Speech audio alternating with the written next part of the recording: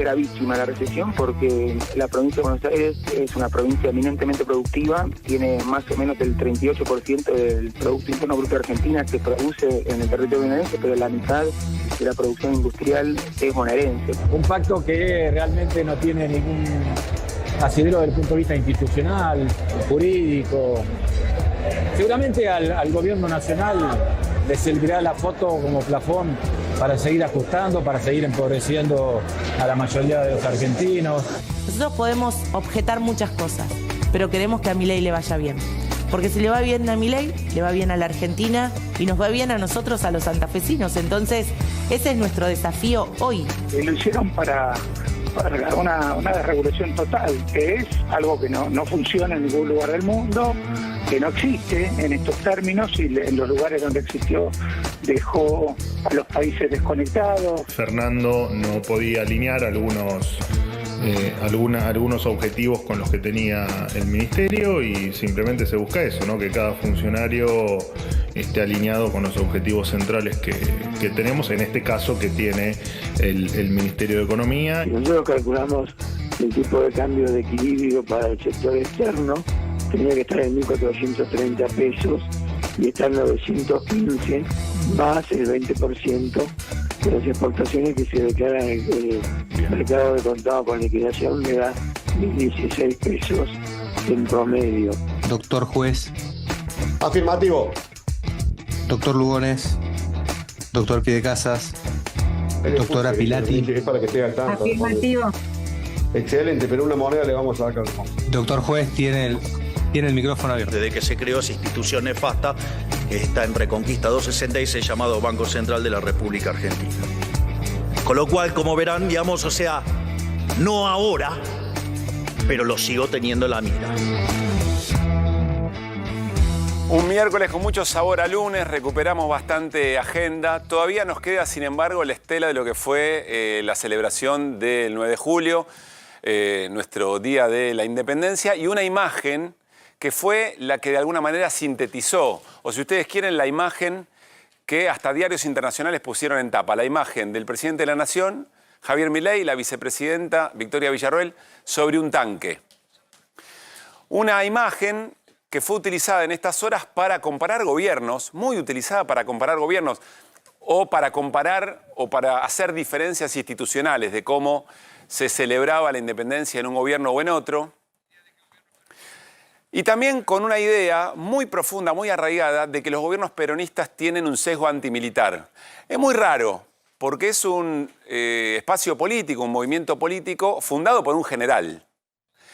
Pero incluso también hay otra idea, también arraigada, de que durante los gobiernos peronistas y aliados, se intentó deslegitimar a las Fuerzas Armadas, que se las intentó denostar. O de hecho, que se las denostó. Bueno, también curioso, porque fue la justicia democrática la que juzgó a las Fuerzas Armadas por los delitos cometidos durante el terrorismo de Estado. Ahora, hay un debate demorado y que es interesante. Primero, ¿cuál es la concepción de enemigos para las Fuerzas Armadas? Es decir, ¿qué enemigos debieran entender nuestras Fuerzas Armadas? Pero otra discusión, más interesante todavía, es ¿qué Fuerzas Armadas? ¿Para qué idea de patria? Porque ahí cambia todo. A ver, repasemos. ¿Qué es la patria? ¿O cuáles son las discusiones o eventualmente las distintas ideas de patria que conviven entre nosotros? Patria es el tanque en el que estaban el presidente Javier Milei y Victoria Villarroel, un tanque diseñado y modernizado en la Argentina y con muchos recursos estatales, ¿o es el de financiamiento de la industria militar nacional? ¿Patria es la defensa de Malvinas y sus recursos naturales? ¿O es la omisión, por primera vez en 30 años, del reclamo de soberanía en un documento conjunto del Mercosur? ¿Patria es la defensa de las pymes y de la defensa nacional? ¿O patria es la apertura indiscriminada para productos que producen otros países, industrias de otros países, y el de financiamiento, además, del bolsillo de la gente, que es lo que eventualmente demandan los productos de nuestras pequeñas y medianas empresas o de nuestra industria nacional que generan trabajo? Patria es nuestra ciencia y nuestra tecnología, dedicada a diseñar reactores nucleares buscados en el mundo o vacunas y medicamentos en laboratorios públicos? ¿O es la emergencia que acaba de dictar hoy la Universidad de Buenos Aires por la situación salarial de docentes y no docentes? La patria son las maneras que tienen las familias de los barrios pobres de organizarse para educar, para curar, para alimentar a los pibes. ¿O patria es la jactancia de decir no hay plata, retirar al Estado y dejarle campo liberado al narcotráfico para que ocupe ese lugar? Patria es el modo respetuoso de encontrar puntos de acuerdo entre las diferencias que existen, por supuesto, en todo país y en toda política de todo país. ¿O patria es denigrar desde el poder, con capacidad de disciplinar, al que piensa distinto? Bueno, son distintas ideas de patria que valen realmente la pena de ser debatidas. Son distintas maneras de entender aquello que se volvió en un cliché. Los dos modelos, puede haber varios, pero en definitiva las discusiones de qué proyecto de país queremos. Y son discusiones interesantes, son discusiones válidas. Pensar con suma honestidad cuáles son de estas maneras de entender una nación las ideas que tienen que prevalecer. Bueno, es un debate mucho más interesante que discutir 10 puntos que un presidente discutió solo con su sombra y que logró imponerle a un sector muy sumiso de nuestra política local. Así arrancamos QR. Muy buenas noches, bienvenidos y bienvenidas.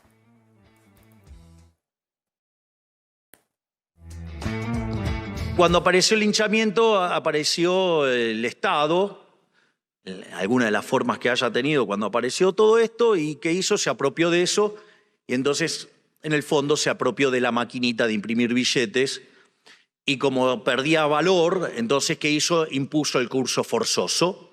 Y al momento que impusieron el curso forzoso para que ustedes no pudieran sustituir monedas, los obligaban a demandar la moneda doméstica y por lo tanto le ampliaban la base del impuesto inflacionario para robarlos. Digamos, una historia bastante conocida en el caso argentino, digamos, desde que se creó esa institución nefasta que está en Reconquista 266 llamado Banco Central de la República Argentina. Con lo cual, como verán, digamos, o sea, no ahora, pero lo sigo teniendo en la mira. Bueno, allí estaba el presidente Javier Milei hace un rato en un discurso ante la Bolsa de Comercio, otra vez un discurso muy técnico, casi un discurso en el que trataba de enseñarle a economistas de nuestro país de qué se trata el plan económico y de qué se tratan las variables más básicas de la inflación, de los precios, del dinero, etcétera, etcétera. Un discurso, insisto, muy pero muy técnico, el presidente insistiendo o tratando de darle un marco académico a su plan económico. Hernán, buenas noches, ¿cómo andás? ¿Qué tal, Pablo? Buenas noches. Hablar es difícil, podríamos decir. Sí. ¿Viste cuando te empiezan a hablar la cosa y decís, pero, me quedé en una parte anterior y todavía no sé de qué estás hablando? Hoy vamos a hacer lo contrario acá y te quiero mostrar los datos. Sí. Salieron en el día de ayer de CAME. ¿Qué es esto? Ventas minoristas. CAME es Cámara Argentina de Mediana Empresa. De Mediana Empresa, así que estás viendo PYME, básicamente. Sí. Esto es venta minorista. ¿Cuánto vendieron las pymes? Básicamente en el mercado interno, tiene naturalmente ese sesgo. El dato es muy rojo, iba a decir rojo, no, muy rojo. No sé si vale las gamas, pero casi 22% de caída en términos interanuales, lo hablábamos ayer. Cuando se compara con el mes anterior a un leve alza, sí, llamativo, ahora te voy a decir por qué. Pero en definitiva la caída lo que está mostrando es que estamos muy lejos. Es el mismo momento del año pasado. Con este momento se vendieron 22% menos de venta minorista en la Argentina. Sí, esto... 5 empanadas. ¿Cómo anda, Fer? Compra 4. Si se compraba 5 empanadas, este año compra 4. Esto es muy importante. Mañana hay un encuentro que participan, de hecho, los gobernadores de los sindicatos, de los gremios industriales. Sí. Esto ilustra en buena medida lo que está pasando en ese sector, la caída sensible de las ventas y obviamente de la producción. No vendés, no producís. Si querés mostramos lo que sigue. Acá te quiero ilustrar, contar cuáles son los sectores más afectados. Dale. Mira, ahí tenés el 21,9. Si vas a los 6 meses, el primer semestre también es muy magro, una caída del 17%, el 1,2 que te decía. Fíjate, perfumería, la caída es del 42%. Ahí, como decía Cero, de cada 10, hoy venden 6. Si Claro. vendías 10 el año pasado, hoy vendes 6. Y te quería dar este dato que a mí realmente me llamó poderosamente la atención. Alimentos y bebidas, casi menos 27%.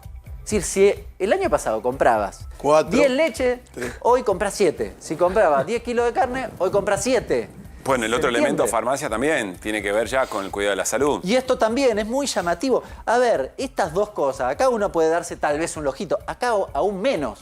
Es decir, en la farmacia, ¿por qué caray voy a ir a comprar alguna cosa a la farmacia? Eso se llama demanda inelástica, es decir, no cambia si el precio aumenta. Es decir, si aumenta el precio, yo no es que dejo de comprar. ¿Por qué? Y porque un médico me dijo, mira, tenés que tomar eso, si no lo tomo, yo sé que estoy condicionando básicamente mi salud. Por eso, este dato, acompañando el 21,9, que ya es rojo complicado, te diría que estas dos cuestiones, la verdad, ilustran un escenario bastante magro. Si querés, te muestro la curva de cómo viene evolucionando y acá vas a ver con claridad. A mí me gusta traer las curvas. A veces la gente las mira y dice, qué raro.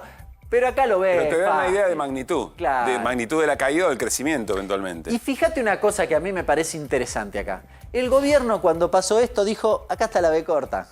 Sí. Pero Bien. se ve, hay una B corta. Claro, ahora mira lo que pasó. Engañoso, diría.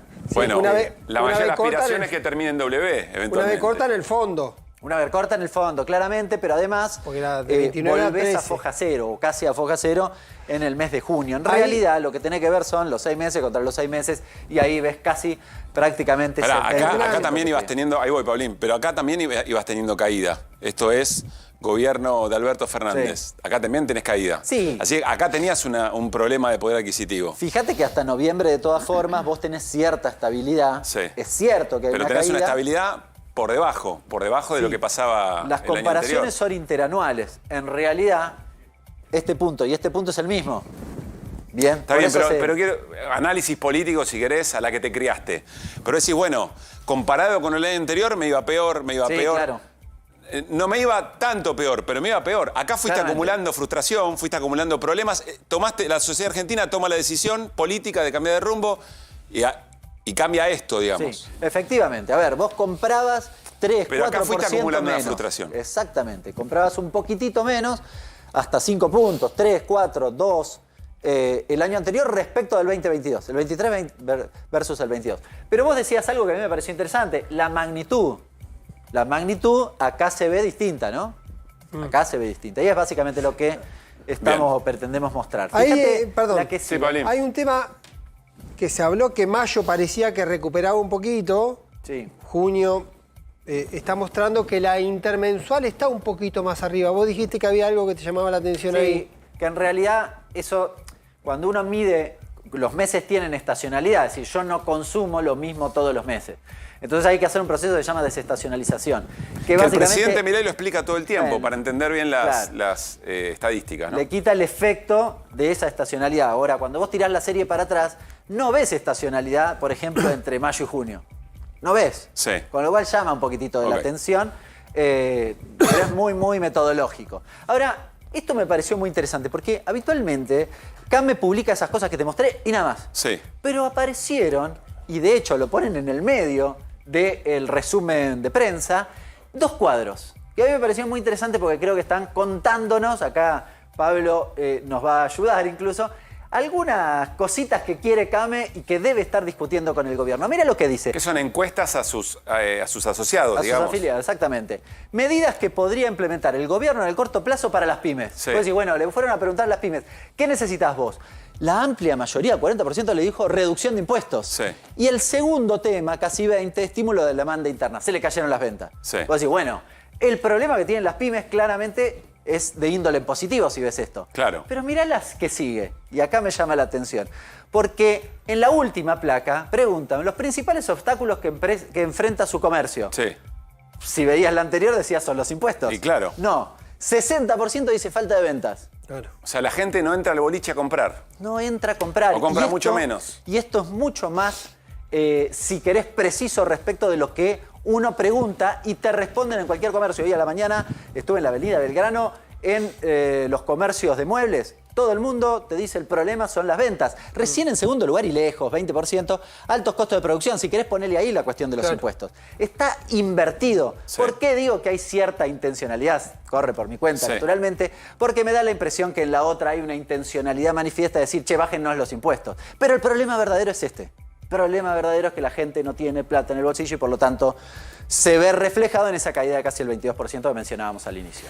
Bien, quiero contarles que enseguida viene Juan Grabois para charlar con nosotros. Vamos a charlar, por supuesto, sobre en qué situación está el tema alimentos, si se reparten o no, la construcción política, qué pasa con el hambre de los pibes y las pibas, algo que mencionábamos recién en nuestra idea de patria en la apertura del programa. Enseguida nada más estamos con Juan Grabois. Más tarde vamos a conversar con el gobernador de la provincia de Córdoba, Martín Yarlora, también interesante para ver qué quedó o qué momento de relación política se viene por parte de la política amigable con el gobierno después de haberle entregado las benditas herramientas en el Congreso y en el Pacto de Mayo. Pero ahora tenemos un segmento del que estamos prácticamente enamorados. Es El Mundo según Manu, Manuel Adorni, vocero presidencial, podríamos decir ministro de la batalla cultural. Bueno, mi nombre es Manuel Adorni. Aclaro que no tengo hermana. Para que dormí poco y me pierdo. Fin. Que sean 5 perros o que sean 43 conejos. ¿Y qué problema? O sacándose una selfie. ¿Listo? Gracias. Fin. Ahora sí, buen día a todos. Y a todas. ¿Estás evaluando hacer las conferencias de manera más esporádica o por ahora se mantiene este sistema? Gracias. Bueno, vamos por partes. Como diría Jack el Destripador, vamos por partes. No, cuando no hago la conferencia es porque tengo yo un tema de agenda. Aunque quisiera ir, mi agenda me lo impediría. Pero no porque tenga pensado. Sé que oyes mis pensamientos. Tenga pensado hacer o sea, determinar que sean menos días por semana. Pero, por ejemplo, creo que mañana no va a haber conferencia porque tengo un evento a la mañana. Pero bueno, también podemos hacer alguna a la tarde. Estamos invitados a tomar el té. En principio no hay ningún cambio. Bienvenida, la fuerza del cambio. Pero vamos a tratar de mantenerla todos los días. Palabras. Listo. Chao. Buenas noches. Felices sueños. Se retiró con estilo, ¿no, Adorni? Listo, chau, y dejó como un toque. Sí, como una suerte de suspiro, ¿no? Como una cosa así. Bueno, se volvió un poquito la semana pasada, como hubo 2 días que no hizo conferencia y había precedido el día martes, en una jornada difícil para el mercado. Hizo algunas apreciaciones de orden financiero y dicen que eso generó un ruido porque de alguna manera un vocero tiene que ser en temas bien específicos y sensibles como el mercado y la economía, debería ser más genéricos. Adorni conoce economía, conoce mercado, por lo tanto también puede hablar con cierto conocimiento de causa, pero se estaba esperando. Recordemos que venía de el viernes raro de la conferencia de Caputo y Auxilis, por lo tanto... O sea, por más que conozca y aún hablando en términos generales, el gobierno aprendió que dar un paso en falso en términos de comunicación política o comunicación pública del momento económico puede generar un problema. Por lo menos estaban entendiendo, hay temas que no se pueden mencionar a la ligera y se empezó a especular algo que también hace rato se viene hablando, a ver si al gobierno le conviene que todos los días Adorni salga a hacer... Para mí es una pregunta válida esa, Permitime. El problema de la disparada última del dólar deriva de la conferencia de prensa, de lo que hablaron los 2 máximos funcionarios de este gobierno en relación a la economía. Que tuvieron bastante peor que Adorni. Sí, claro. Digamos, pero Adorni te seda un poco. Vos lo escuchás y te duerme y te relaja. Dentro de este gobierno es un bálsamo. Yo creo que en los economía... extrañó, por eso le preguntaron si iba a estar. Porque ya al principio entró duro, chicaneando. Después se aflojó. Ahora dice cualquier cosa y no se relaja. Ahora es bueno. Es bueno. Les digo, para mí es muy importante la función, orienta la mirada de la sociedad, o por lo menos lo intenta, es una función muy importante. A nosotros nos encanta el segmento porque es Adorni en sí mismo todo un personaje en ese sentido, Pero para mí es válida la pregunta sobre si todos los días tiene que dar una conferencia en un momento en que por ahí no hay tanto para decir, después termina pero generándose... igualmente al lado del presidente es como que parece Lassie. Es como que el otro es un Rottweiler y este es Lassie. Bueno. Entonces es bueno. Me parece que está bien que aparezca un muchacho que parezca que tranquilice. Él está con bajas vueltas. La variable es esta que encontraron, perdón, de decir, no bajamos premeditadamente a 2 intervenciones semanales, sino puede haber días que según no la haya ocasión, conferencia y se según la avisa a las ocasión. 10 de la mañana que no hay conferencia porque no corresponde o entiende que no. Es cierto, y perdón, Iri, que no hay otros voceros del oficialismo. Está muy alineado el oficialismo. El oficialismo no tiene voceros, no tiene... Francos, ¿no? Pero Francos interviene en cuestiones más específicas y muchas veces es bastante genérico. Después, Bien, si querés, te cuento dale. una anécdota de una intervención de Francos con Mauricio Macri en el tema Pacto de Mayo. Digo, a veces aparece esa idea de quiénes son auténticamente los voceros de Javier Milei y lo tienen muy centrado. Cerramos el tema, pero ibas a decir algo, Iri. Sí, nosotros venimos mostrando cómo el gobierno, a falta de gestión, tiene una gran capacidad de marcar agenda.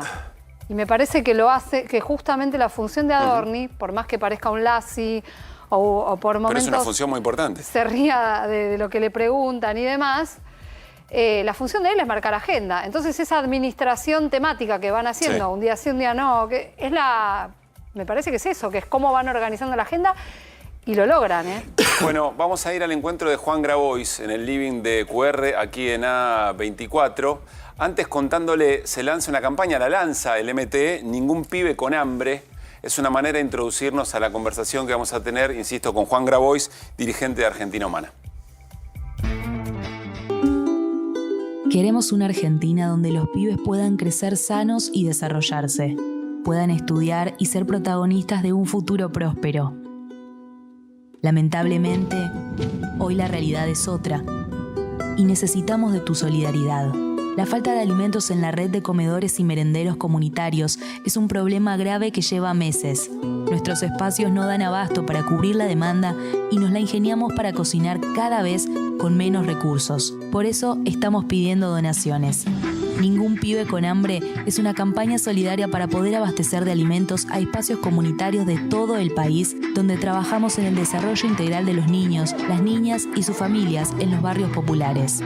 Para colaborar, ingresa a www.infanciasmte.ar. Toda ayuda es valiosa cuando se trata de posibilitar un futuro más digno para nuestro pueblo. Todos juntos podemos construir una sociedad más sana, más justa, más igualitaria, con perspectiva de futuro. Contamos con vos.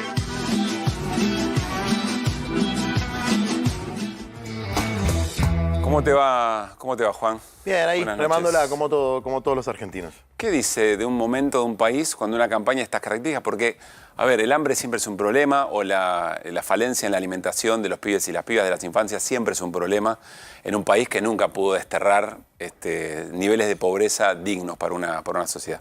Pero cuando tiene tanta centralidad... Mira, para nosotros que empezamos nuestra lucha en el 2001, cuando llegamos a 28 puntos de extrema pobreza, con el gobierno de la Rúa, Sturzenegger, Patricia Bullrich andaban por ahí también, ver cómo todo lo que se construyó en relación a economía popular, cooperativismo, desarrollo sociocomunitario de los pibes y las pibas, pero en cuestiones educativas, recreativas, deportivas, se transforma todo en una pelea por el pan, en la guerra del pan, y es tristísimo, es un retroceso enorme, pero es lo que nos toca. Nosotros, desde luego, creemos que el garante de última instancia de los derechos elementales de cualquier ser humano, como el derecho a comer, que ¿quién puede negarle a otro el derecho a comer? ¿No? Es como negarle el derecho a la vida.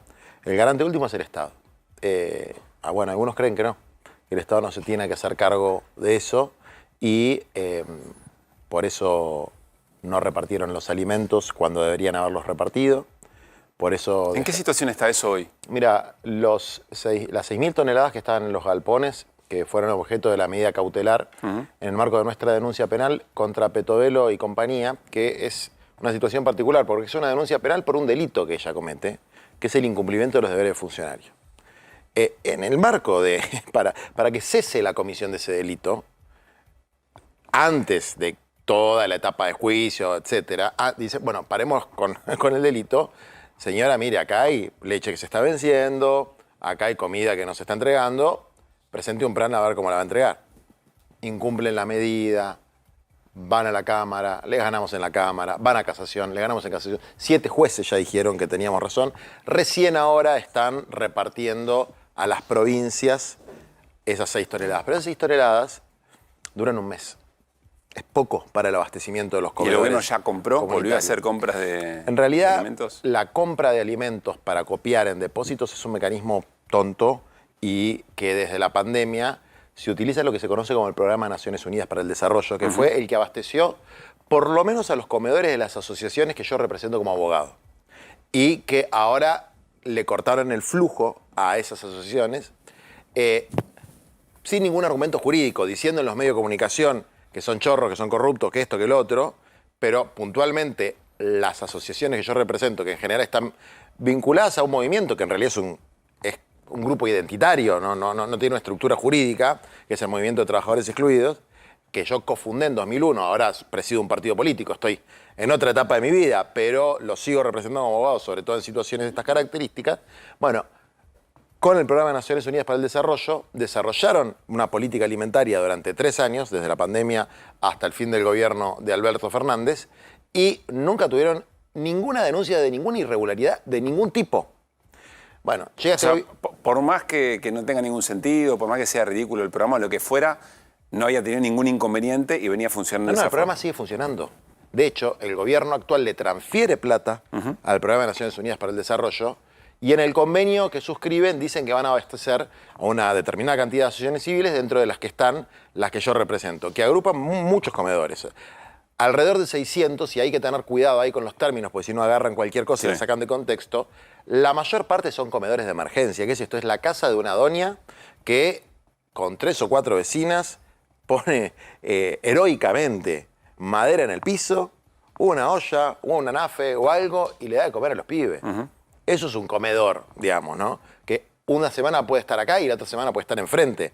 Es adentro de una villa, en la casa de una doña. ¿Crees, Pablo tiene una pregunta, pero crees que todo lo que se demonizó, esa manera de entender los comedores, cuando se empezó a aclarar que ese registro era un registro que no tenía mucho sentido, que sucedían estas cosas o que iban a otra esquina, ¿sentís que se sanó? No se sana más. O sea, cuando alguien se pone a tirar mierda, primero le queda el olor al que empieza a tirar mierda y mentira, pero también salpica.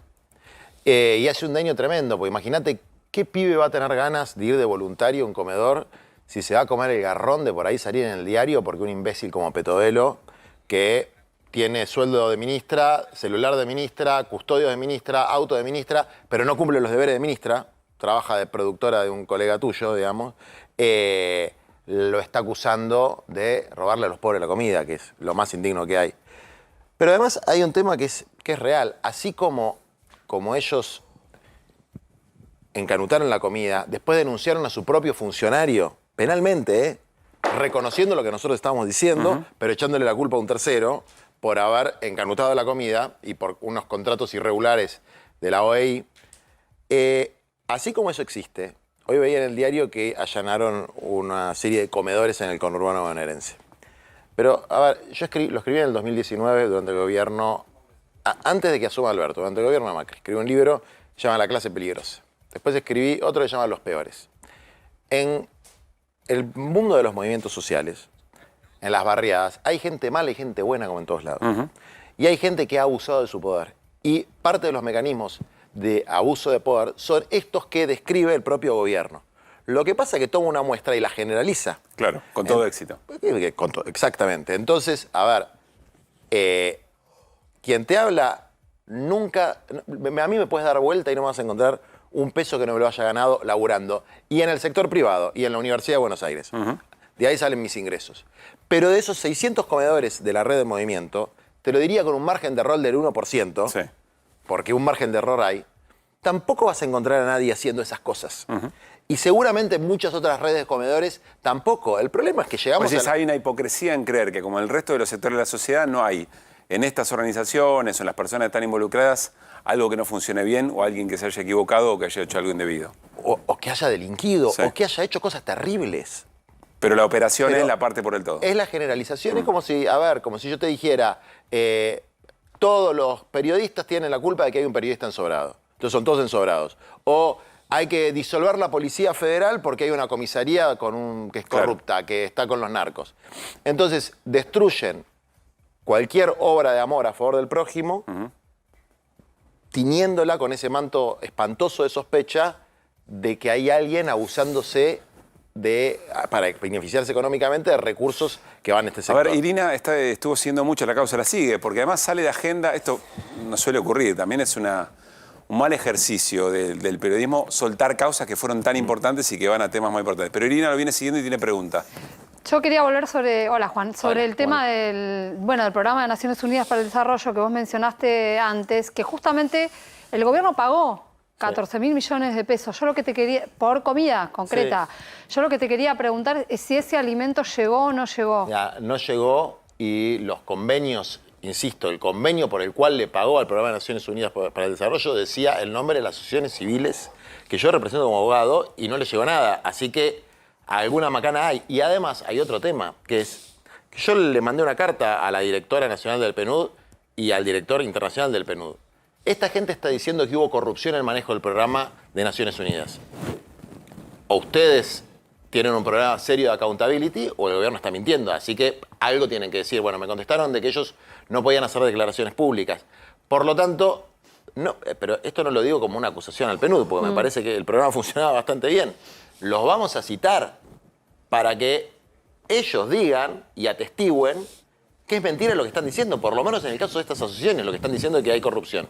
Y además le pedimos a la Universidad de Buenos Aires, ya le mandamos una carta al rector y ya nos dijeron que sí, que haga una auditoría sobre todas nuestras asociaciones, que yo represento como abogado, las del MT particularmente, cooperativas, etcétera, porque de alguna manera hay que separar la paja del trigo. En relación a lo de ellos, primero el incumplimiento de deberes funcionarios es clarísimo.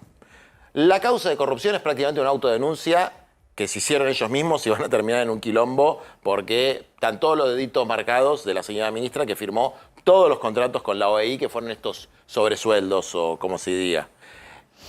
Eso es el plano penal. En el plano contencioso administrativo, estoy seguro que antes de la feria, porque ya pasó mucho tiempo y ya está todo hecho, digamos, o va a salir una sentencia definitiva, una cautelar, ordenándole al gobierno que restablezca el flujo de los alimentos, que el gobierno la va a apelar, no la va a cumplir, va a hacer un escandalete como este, va a empezar una campaña en contra mía o en contra de los que hayamos firmado esto, etcétera, pero cuando otros 7 jueces digan que lo tienen que cumplir, lo va a terminar cumpliendo. Eso lo vamos a ganar. Mientras tanto, a estos 600 comedores, para abastecerlos necesitamos juntar 60 millones de pesos por mes, que suena mucho. Y vos decís, bueno, pero ¿cuánta gente va a comer ahí? Y van más o menos 40.000 personas. Y son 1.200 pesos por tipo, por mes. Bueno, ¿por qué? ¿De dónde sale esa cuenta? De que conseguís algo de la autogestión que hacen los propios vecinos, algo del municipio, algo de la provincia. Y así es cuando hay este nivel de degradación social del que ya veníamos, pero que se duplicó. ¿Qué es lo que se duplicó? La extrema pobreza, que es lo que se llama elegantemente la indigencia. Claro. Prácticamente se duplicó. Ahí está el hambre. En la extrema pobreza está el hambre. Después hay una reducción, obviamente, del consumo de carne tremenda, como hemos visto, de un montón de... Bueno, lo que estaba mostrando vos recién. Pero el hambre está en los nichos de extrema pobreza, en las barriadas populares y en la calle, donde al hambre se suma el frío. Ya se murieron 4 personas que están en situación de calle en la Ciudad de Buenos Aires, más los incendios que se van a provocar por mala calefacción, en malas condiciones. Es decir, todos los problemas crónicos y estructurales que tiene la Argentina, pero que ahora se han duplicado en cantidad de personas. Juan, en espejo de esto, 2 escenas sobre las que te quiero preguntar una definición. Sí. Primera escena, la de la Casa Histórica en Tucumán. ¿Qué viste ahí? Me pareció triste eso. ¿Por qué? Y la verdad que gobernadores electos por su pueblo, que tengan que ir vestidos de la misma manera, poner las manitos así en la foto, me parece que forma parte de esto de la cultura de la doma. Que es una cultura que vino con Milei. Claro, ellos son domadores. No lo dice, te domó, este zurdito domado. Entonces la cultura de la doma. Entonces yo te humillo, te hago cagar de frío, te hago ponerte así, qué sé yo, y te hago firmar una pelotudez que tiene 10 puntos, que algunas cosas son obvias, están en la Constitución, y otras cosas son ridículas como que el gasto público va a ser el 25% del PBI. O sea, vos te entras a la página del Fondo Monetario Internacional y te fijás quiénes tienen 25% de gasto público sobre el PBI, Zimbabue, Uganda, Senegal, y quiénes tienen más del 45%, Francia, Noruega, Finlandia, Alemania, Estados Unidos tiene 37%, es decir, están haciendo firmar una cosa ridícula. ¿Los gobernadores saben que es ridículo? Sí saben que es ridículo, pero están en una situación absolutamente extorsiva. Por ejemplo, yo estuve con Zamora en Santiago del Estero. Fui a Santiago del Estero. Estuvo en la firma. Estuvo en la firma. Sus diputados y senadores no votaron la ley bases, que ahí es importante, porque eso es lo que define la realidad. Ese papelito no sirve para nada. Obviamente yo estoy en contra de que hayan ido.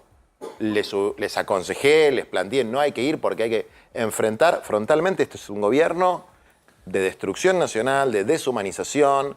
Es un gobierno que viene con una filosofía deshumanizante. Y no quiero usar la palabra nazi porque tal vez es exagerada, pero hay algo de nosotros somos superiores. ¿Qué lo han dicho ellos? Superiores ética, estética e intelectualmente. Y lo demás son unos zurditos travestis faloperos. Básicamente una división así del mundo. Con mucha parafernalia militar. Bueno, una cosa que es oscura, Bueno, es jodida. esa es la otra escena por la que te quiero preguntar. Pero te termino con la de los gobernadores. Entonces, ¿cuál es la extorsión? A Zamora, que no es al gobernador, a la provincia de Santiago del Estero, le chorearon 130.000 millones de pesos de coparticipación. Tienen más de 200 obras paradas. Y lo que se está generando en esta degradación y disolución nacional son los provincialismos, donde cada provincia negocia como si fuera un gremio. Y el tipo, en una actitud tiránica, le dice, o venís a firmar o no te pongo la plata para las obras. Entonces, bueno, ahí empieza a operar el pragmatismo, que yo creo que es un mal camino, digamos, ¿no? Porque el pragmatismo de quien tiene esa necesidad, esa urgencia, y va al pie, digamos. Exactamente. O sea, ahora, si vos yo no soy gobernador y no tengo esas responsabilidades. Yo en este momento estoy en un impasse y yo presido un partido y estoy actuando como abogado de los comedores. O sea, no subestimás la escena que tiene enfrente un gobernador. No subestimo la escena porque si a mí me llama el abogado de Petovelo, que aparte es gente, y me dice, hagamos una conciliación, obviamente voy a ir a la conciliación, porque yo quiero resolver el problema.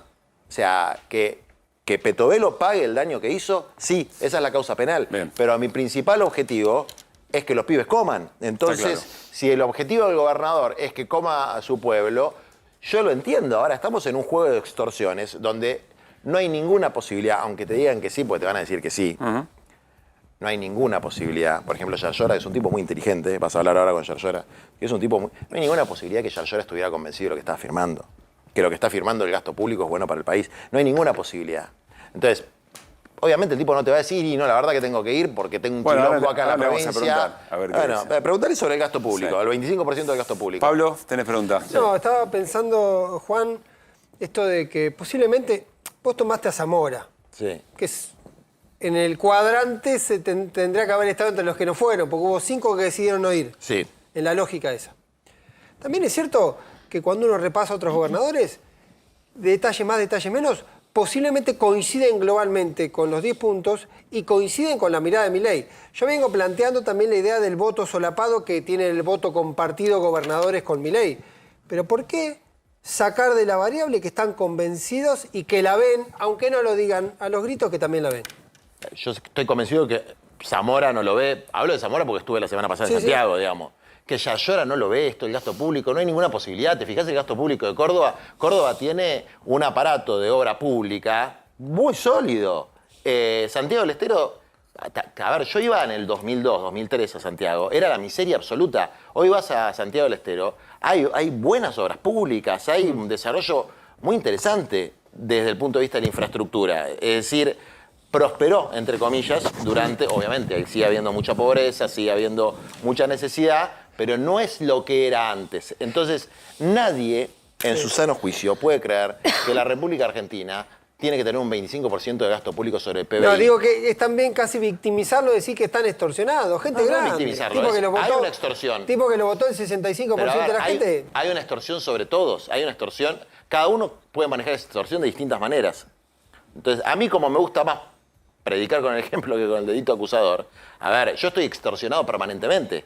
Yo sé que por cada cosa que digo va a venir el latigazo de una nota en La Nación Más, de una denuncia de algún denunciador serial, que son todas cosas que uno tiene el cuero duro, pero te rompe las bolas, le rompe las bolas a tu familia, joden a tus compañeros. Bueno, esa es nuestra posición, que es una orientación política de confrontar frontalmente con un gobierno porque creemos que es un gobierno que lleva a la disolución nacional. Ahora, ¿qué pasa? La diferencia que sí puede haber con algunos gobernadores es que no ven la cosa tan grave como la vemos nosotros.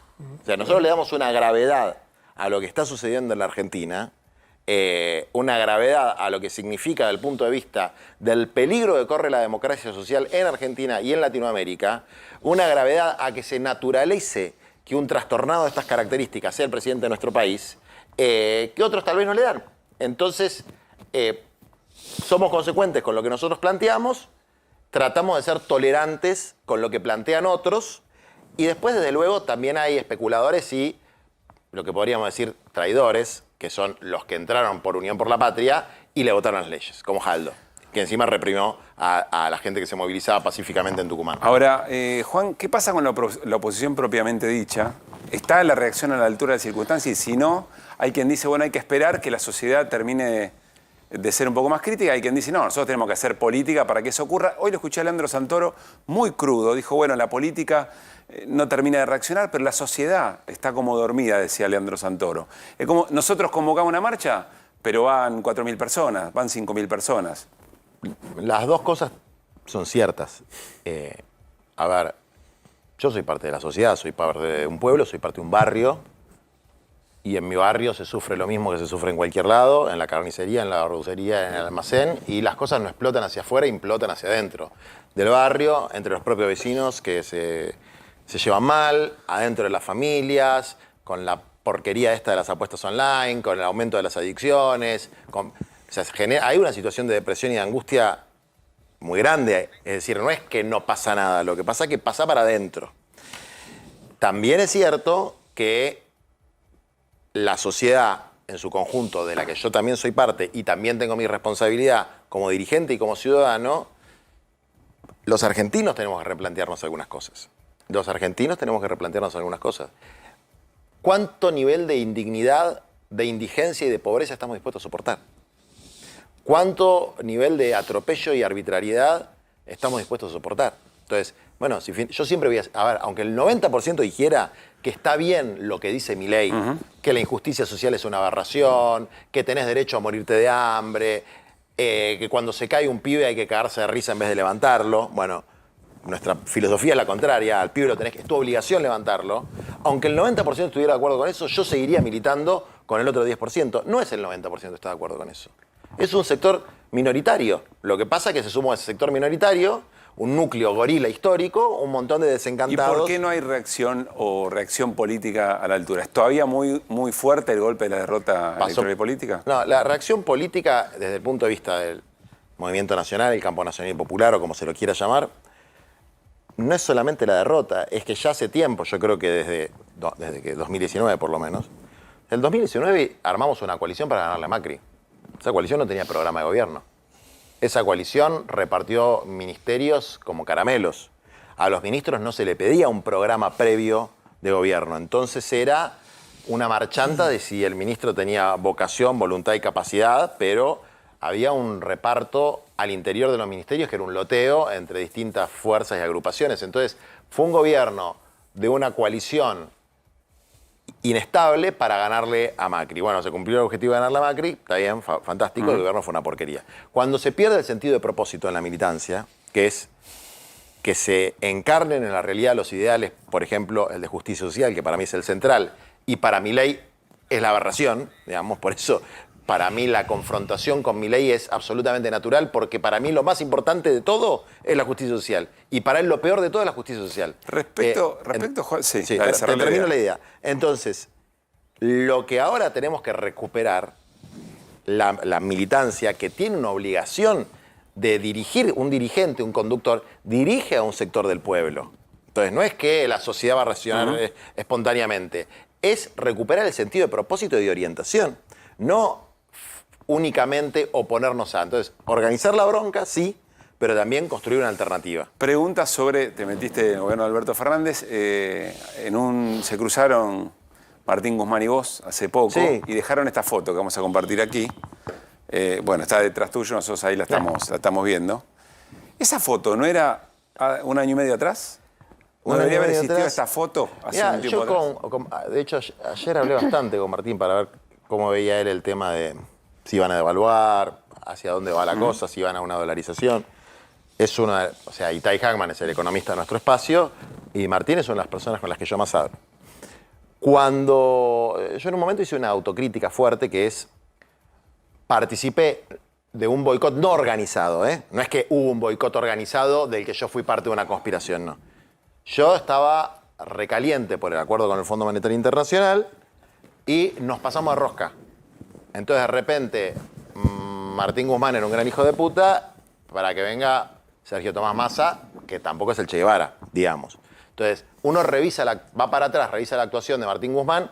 Yo muchas de las cosas que digo las reafirmo sobre errores en la negociación con el Fondo Monetario Internacional, en cómo se le planteó a la sociedad el problema de la deuda, ni bien asumiera el gobierno y cuando se hizo el acuerdo, un montón de otros problemas, que yo los reafirmo y sigo siendo crítico con eso, de la gestión de Martín Guzmán.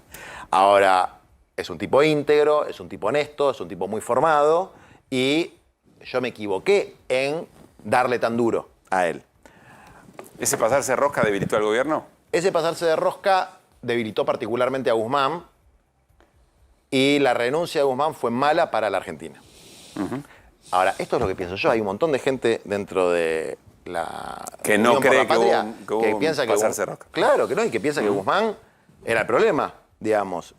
Yo igual veo los números y digo, la curva de pobreza, la indigencia, qué sé yo, desde que se fue Guzmán y empeoró, no mejoró, digamos. Pero esa es una interpretación y yo estoy abierto a ver, uno va madurando en la vida y una de las cosas que te tenés que dar cuenta es que los seres humanos nos equivocamos mucho. Entonces, tratar de no ser tan categórico en lo que no son cuestiones de principios. Hay cosas que son cuestiones de principios y ahí frontalidad absoluta. Juan. Y en lo demás hay que ser un poco más tolerante. Juan, gracias por haber venido. No, gracias como a vos. siempre.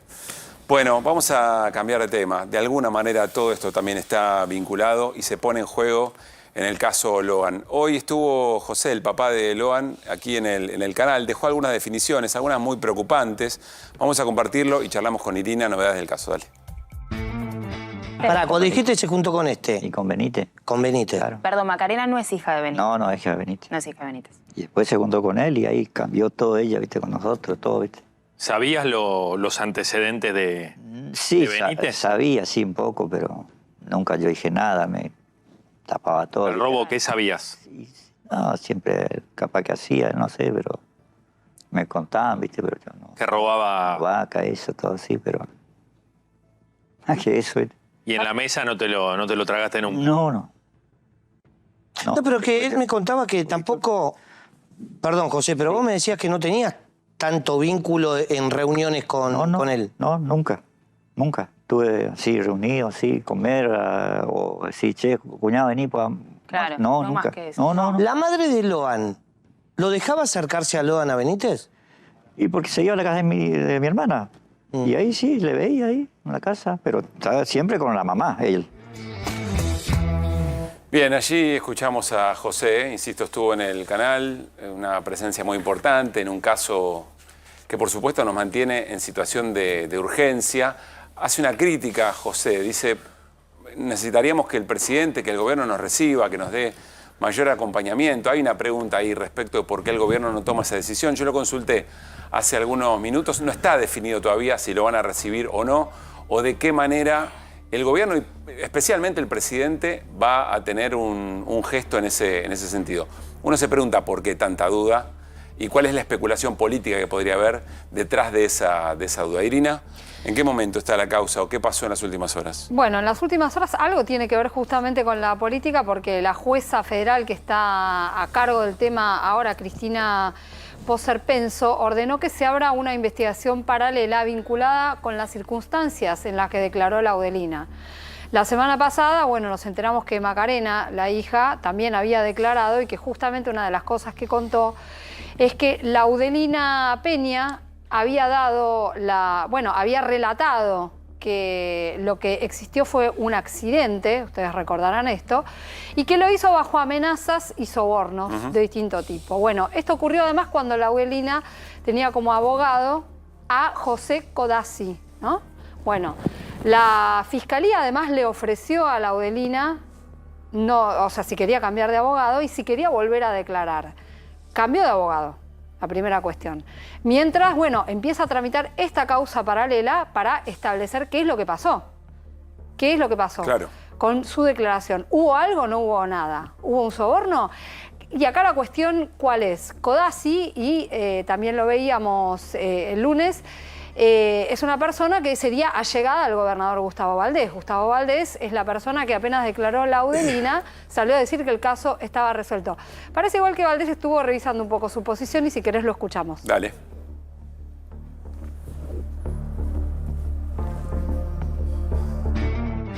Yo cuando dije en su momento que podría ser una trata, decía también que no se descartaban otras pistas, así que bueno, en esto tiene que ver con todo lo que hicimos. Hizo mucho ruido aquel tuit suyo.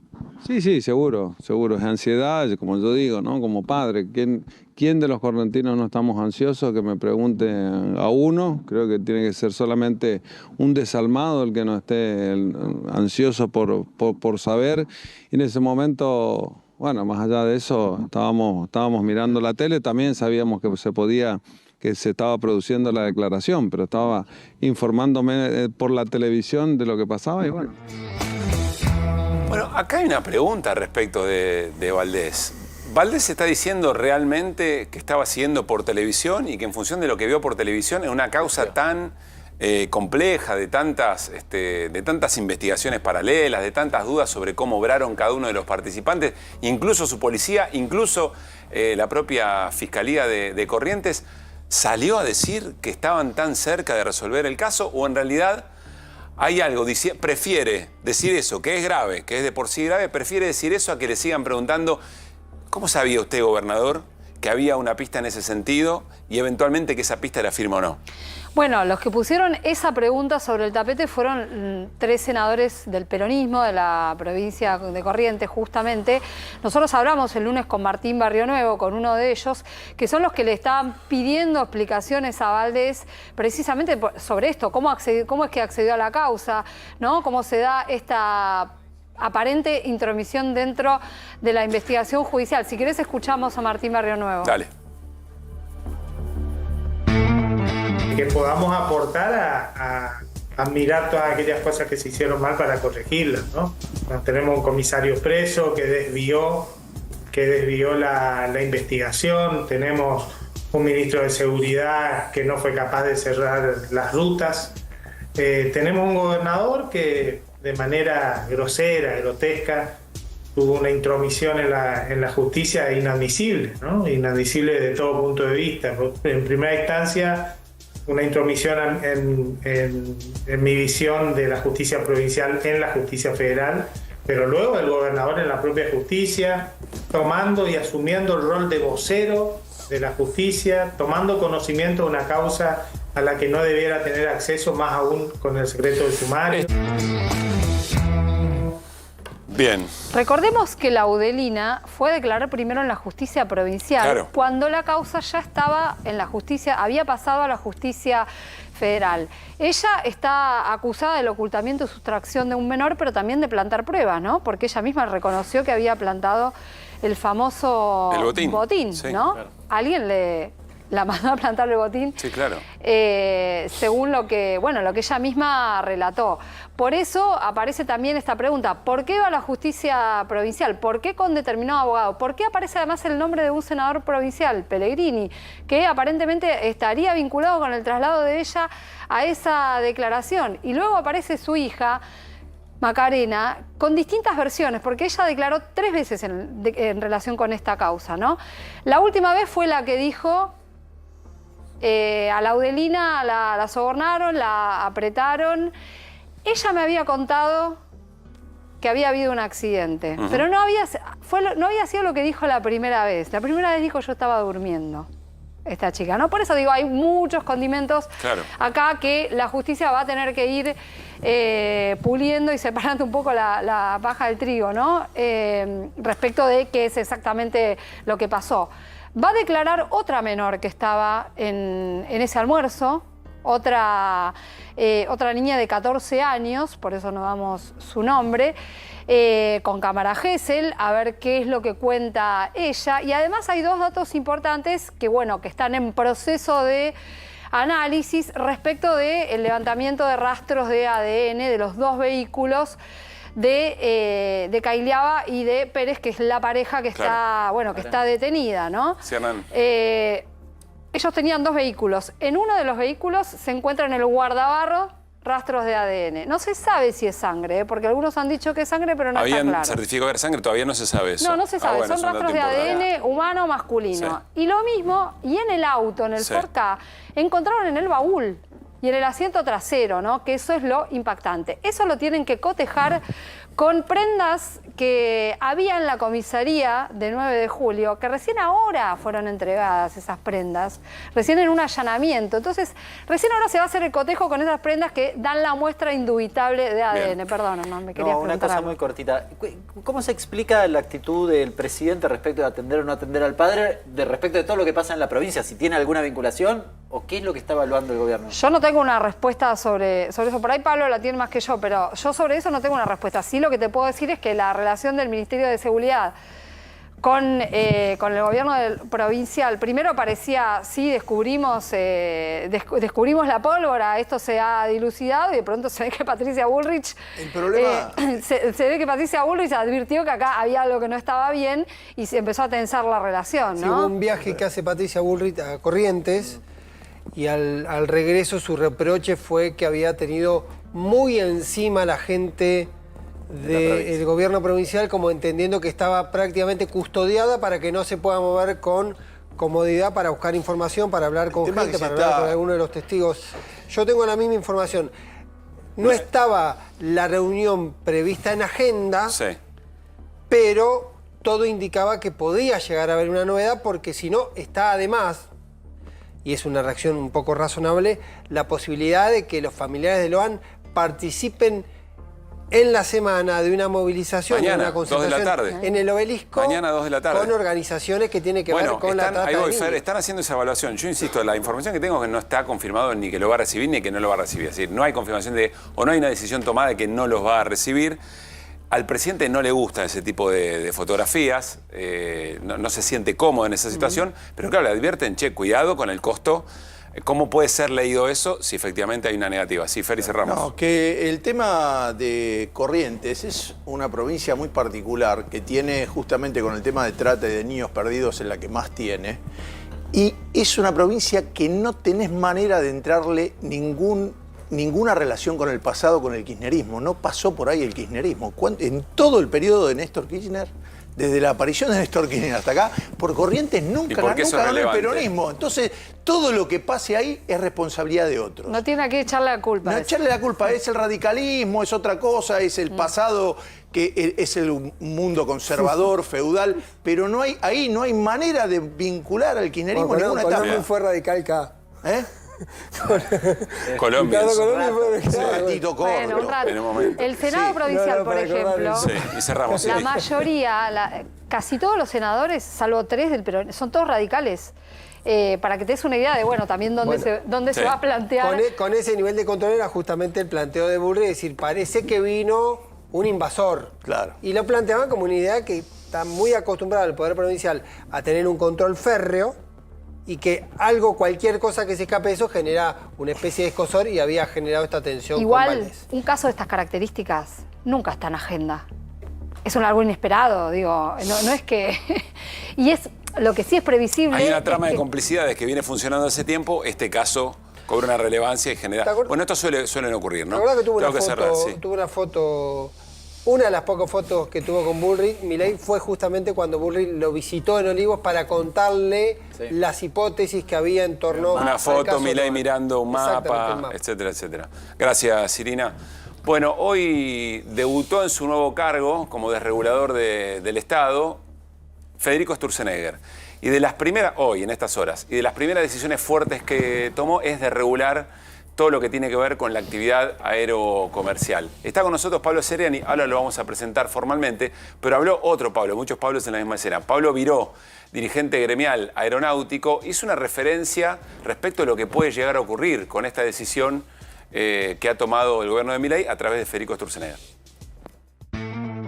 Esto es la continuidad de la política de regulación total de la aviación, en sintonía con lo que están haciendo con toda la economía, que viene de la mano del DNU, que sigue vigente, y que les permitió derogar el 70% del código aeronáutico, hacer entre gallos y medianoche sin convocar a los trabajadores, haciendo la mímica que convocaban a todas las fuerzas libres del pueblo, digamos. Lo hicieron para una regulación total, que es algo que no funciona en ningún lugar del mundo, que no existe en estos términos. Pablo Seriani actualmente es gerente general de Autopistas de Buenos Aires, pero fue presidente de Aerolíneas Argentinas. Pablo, ¿cómo estás? Muy buenas noches. ¿Qué tal? Buenas noches. ¿Qué significa lo que decidió Federico Sturzenegger en términos concretos? ¿Qué puede ocurrir? Bueno, un poco hoy los tweets que sacó Sturzenegger y también el Ministerio de Transporte un poco explican que en realidad este es más que nada una reglamentación de la desregulación que ya apareció en el DNU 70, sí. Digamos. Lo grueso de la desregulación está en el DNU 70 y después en los acuerdos bilaterales que fueron firmando con los distintos países. Básicamente con Chile, con Perú, con Uruguay y con Panamá y otros países más. Y básicamente lo que hacen es llevar adelante una desregulación que creo que lo más preocupante y que un poco lo que comentaba Viró, que no se hace en ningún país y demás, es lo que tiene que ver con el cabotaje, o sea, con el tema de desregular el cabotaje. ¿Cabotaje son vuelos internos? Son los vuelos internos. Los vuelos domésticos, normalmente los países los reservan para las aerolíneas nacionales. Y esta serie de normativas lo que hace es desregular el cabotaje y permitir que aerolíneas extranjeras realicen vuelos nacionales. Es como una extranjerización del cabotaje. Esto es lo que es muy raro, que no se hace en ningún lugar del mundo, no lo hace Estados Unidos, no lo hacen los países europeos. ¿Y con qué objetivo, con qué argumento lo hace el gobierno?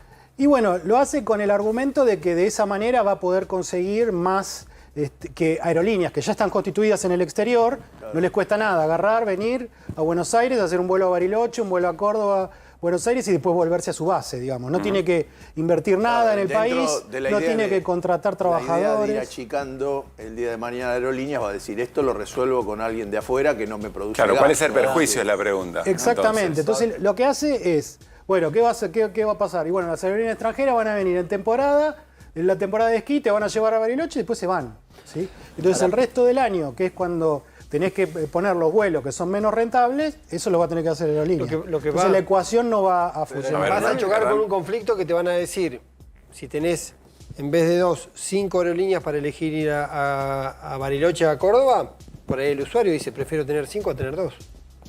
Bueno, está bien. Entonces lo vas a tener para ir a Córdoba en la fecha de los fines de semana largos, digamos, y después no vas a tener nada.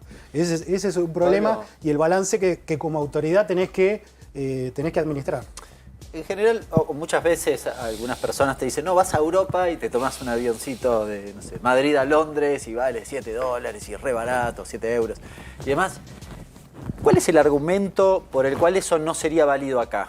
Perdóname, te tomás un avioncito dentro de la Comunidad Económica Europea, ¿sí? Ningún avioncito de Emirates puede hacer, ningún avioncito de ninguna asiática, ningún avioncito norteamericano puede hacer vuelos internos dentro de Europa. ¿Sí? Locales. Claro, es interesante, son solo las... Claro, tiene que ser, dentro de la Comunidad Económica Europea. Es decir, no permiten que líneas aéreas grandes de otros lugares hagan ese tipo de vuelos. Protegen el mercado interno. Exactamente, protegen el mercado interno. ¿Sí? Un poco es esto. O sea, tiene que ser un esquema que sea sostenible, ¿sí? Para dotar de conectividad a todo el país. No podés comparar Europa con Argentina. En este momento tan recesivo, porque es como el RIGI, ¿no? Es una cuestión que ellos tienen la teoría, pero en un momento que tenés cepo, que no hay consumo de nada, bueno, hay momentos en muchas empresas que dicen, che, en este momento yo no me meto ahí ni loco. En este momento, ¿es negocio para alguna empresa ya entrar a hacer algún viaje interno en Argentina o no? Totalmente, como decís vos, grandes inversiones, o sea, aerolíneas grandes que se van a instalar, invertir en el país y demás, no va a pasar hasta que no se arregle la economía, hasta que no haya una actividad y hasta que no haya inversión en infraestructura, que hay mucho déficit en eso. Pero puede entrar, perdón, esto, digo, puede haber negocio para Chile, puede ser negocio hacer claro, Mar del lo que Plata, te estaba Buenos diciendo, Aires, lo que te estaba diciendo, la crema, capaz que sí.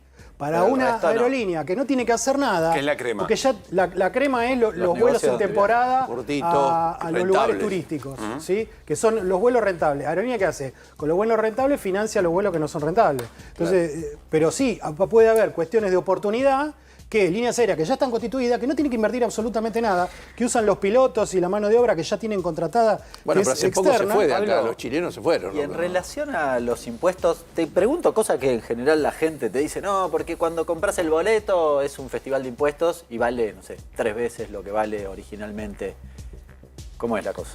Sí, o sea, es una actividad que tiene un montón de costos impositivos, sí, y un poco lo que comentábamos nosotros es que toda esa actividad genera una recaudación de impuestos que hace que, por ejemplo, Aerolíneas pague más de impuestos, el doble, más o menos, de impuestos, de lo que recibe de subsidios en aquellos años en que recibe subsidios. Pablo, te quiero hacer una pregunta sensible. Siempre cuando se habla de desregulación está el fantasma de que desregular va a significar bajar los requisitos en materia de seguridad, por ejemplo. ¿Eso es un mito? ¿Es un riesgo cierto? Y sí, un poco uno de los problemas que tiene esta normativa es que reduce mucho los requisitos que se le piden a las aerolíneas, ¿no? Entonces dice, no, vamos a desregular. Y en realidad no es que el sistema aerocomercial está muy regulado en la Argentina, está muy regulado en el mundo. ¿Por qué? Porque justamente muchas de esas regulaciones tienen que ver con la seguridad. Y esas regulaciones tienen que ver también con la capacidad de control que tiene el Estado sobre las aerolíneas. Entonces, acá están diciendo, no, vamos a regular, vamos a tener muchos participantes, vamos a tener muchos vuelos, muchas aerolíneas. Pará, ¿tenés la capacidad de controlar todo eso? ¿Tenés la capacidad de asegurarte que esas aerolíneas van a cumplir con los requisitos necesarios como para garantizar la seguridad? O sea, porque para eso vas a necesitar más recursos, vas a necesitar más inspectores, vas a necesitar más capacitación, más viáticos, más un montón de recursos que tiene que tener el Estado.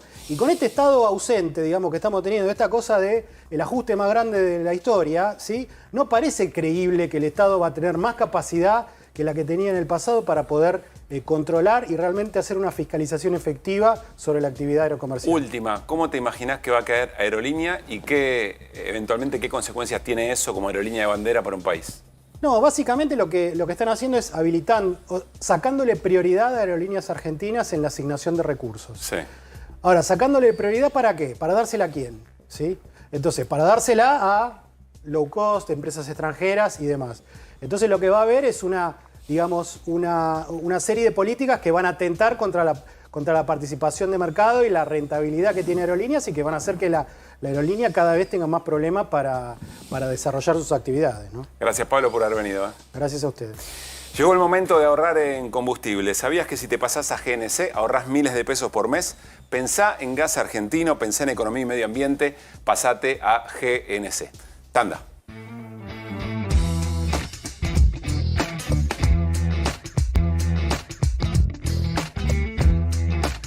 Muy bien, seguimos en QR y estamos con Pablo Ibáñez. Repasamos un poquito apostillas de la política de hoy.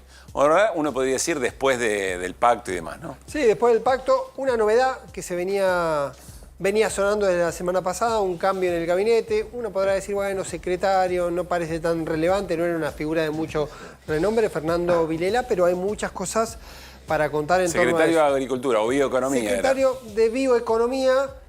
Ese detalle ya dice cosas. Van a cambiar el nombre. Porque una advertencia que venía sobre Vilela que tenía o estaba funcionando en una clave muy vinculada con la Agenda 2030. Esto es extraordinario. proyecto. ¿Qué es esto?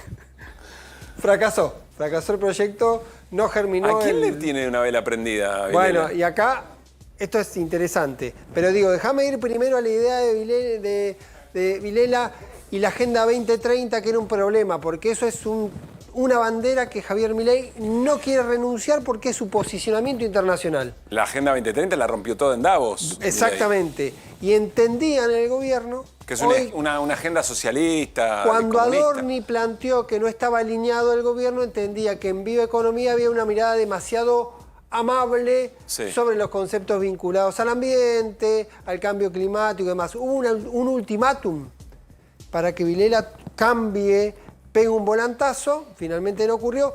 Y si no se fue antes, si no se fue la semana pasada, hubo una sola razón.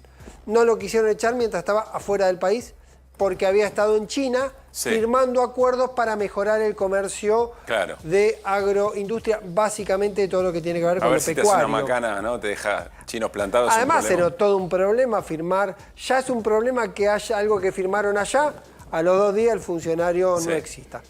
Viene... ¿Por qué le prende la vela ahí?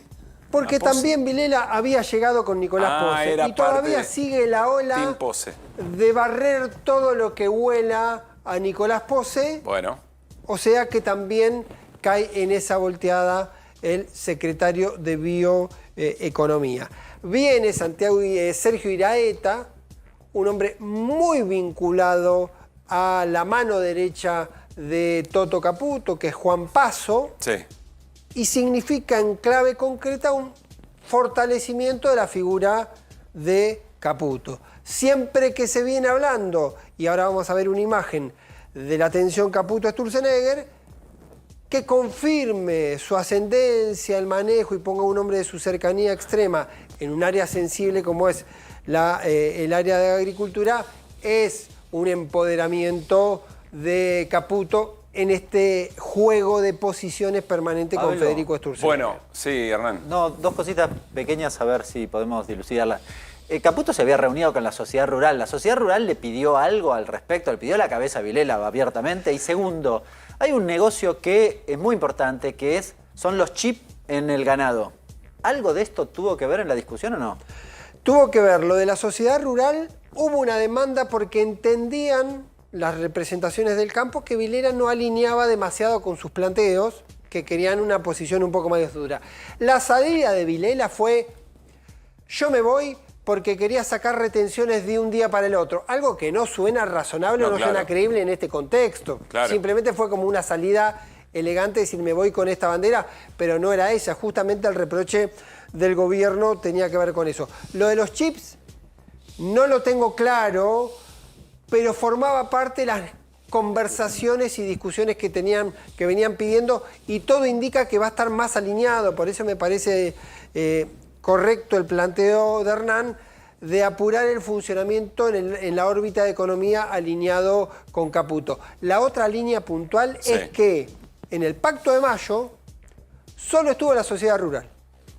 Claro, no Porque estaba como fue el Coninagro, G6, Federación no Agraria. estuvieron las demás de las mesas de enlace, y eso también venía marcando algunas tensiones, porque bien lo ha dicho Fernando muchas veces y lo ha dicho Hernán muchas veces, el campo está pidiendo casi exclusivamente una cosa, que es la apreciación del dólar para poder liquidar. A ver, mencionaba a Luis Toto Caputo, ya volvemos con este tema, pero hoy Javier Milei habló en la Bolsa de Comercio, y fíjate que cambió. Hasta hace poco Milei decía que el mejor ministro de Economía de la historia de la Argentina era otro. Me parece que ahí tuvo un cambio de parecer. Lo escuchamos. Lo que viene en la parte 2, qué es lo que estamos haciendo. Es decir, saber por qué estamos haciendo lo que estamos haciendo. En el fondo, lo que va a terminar siendo esto es demostrar que el ministro Luis Caputo es el mejor ministro de Economía de toda la historia argentina.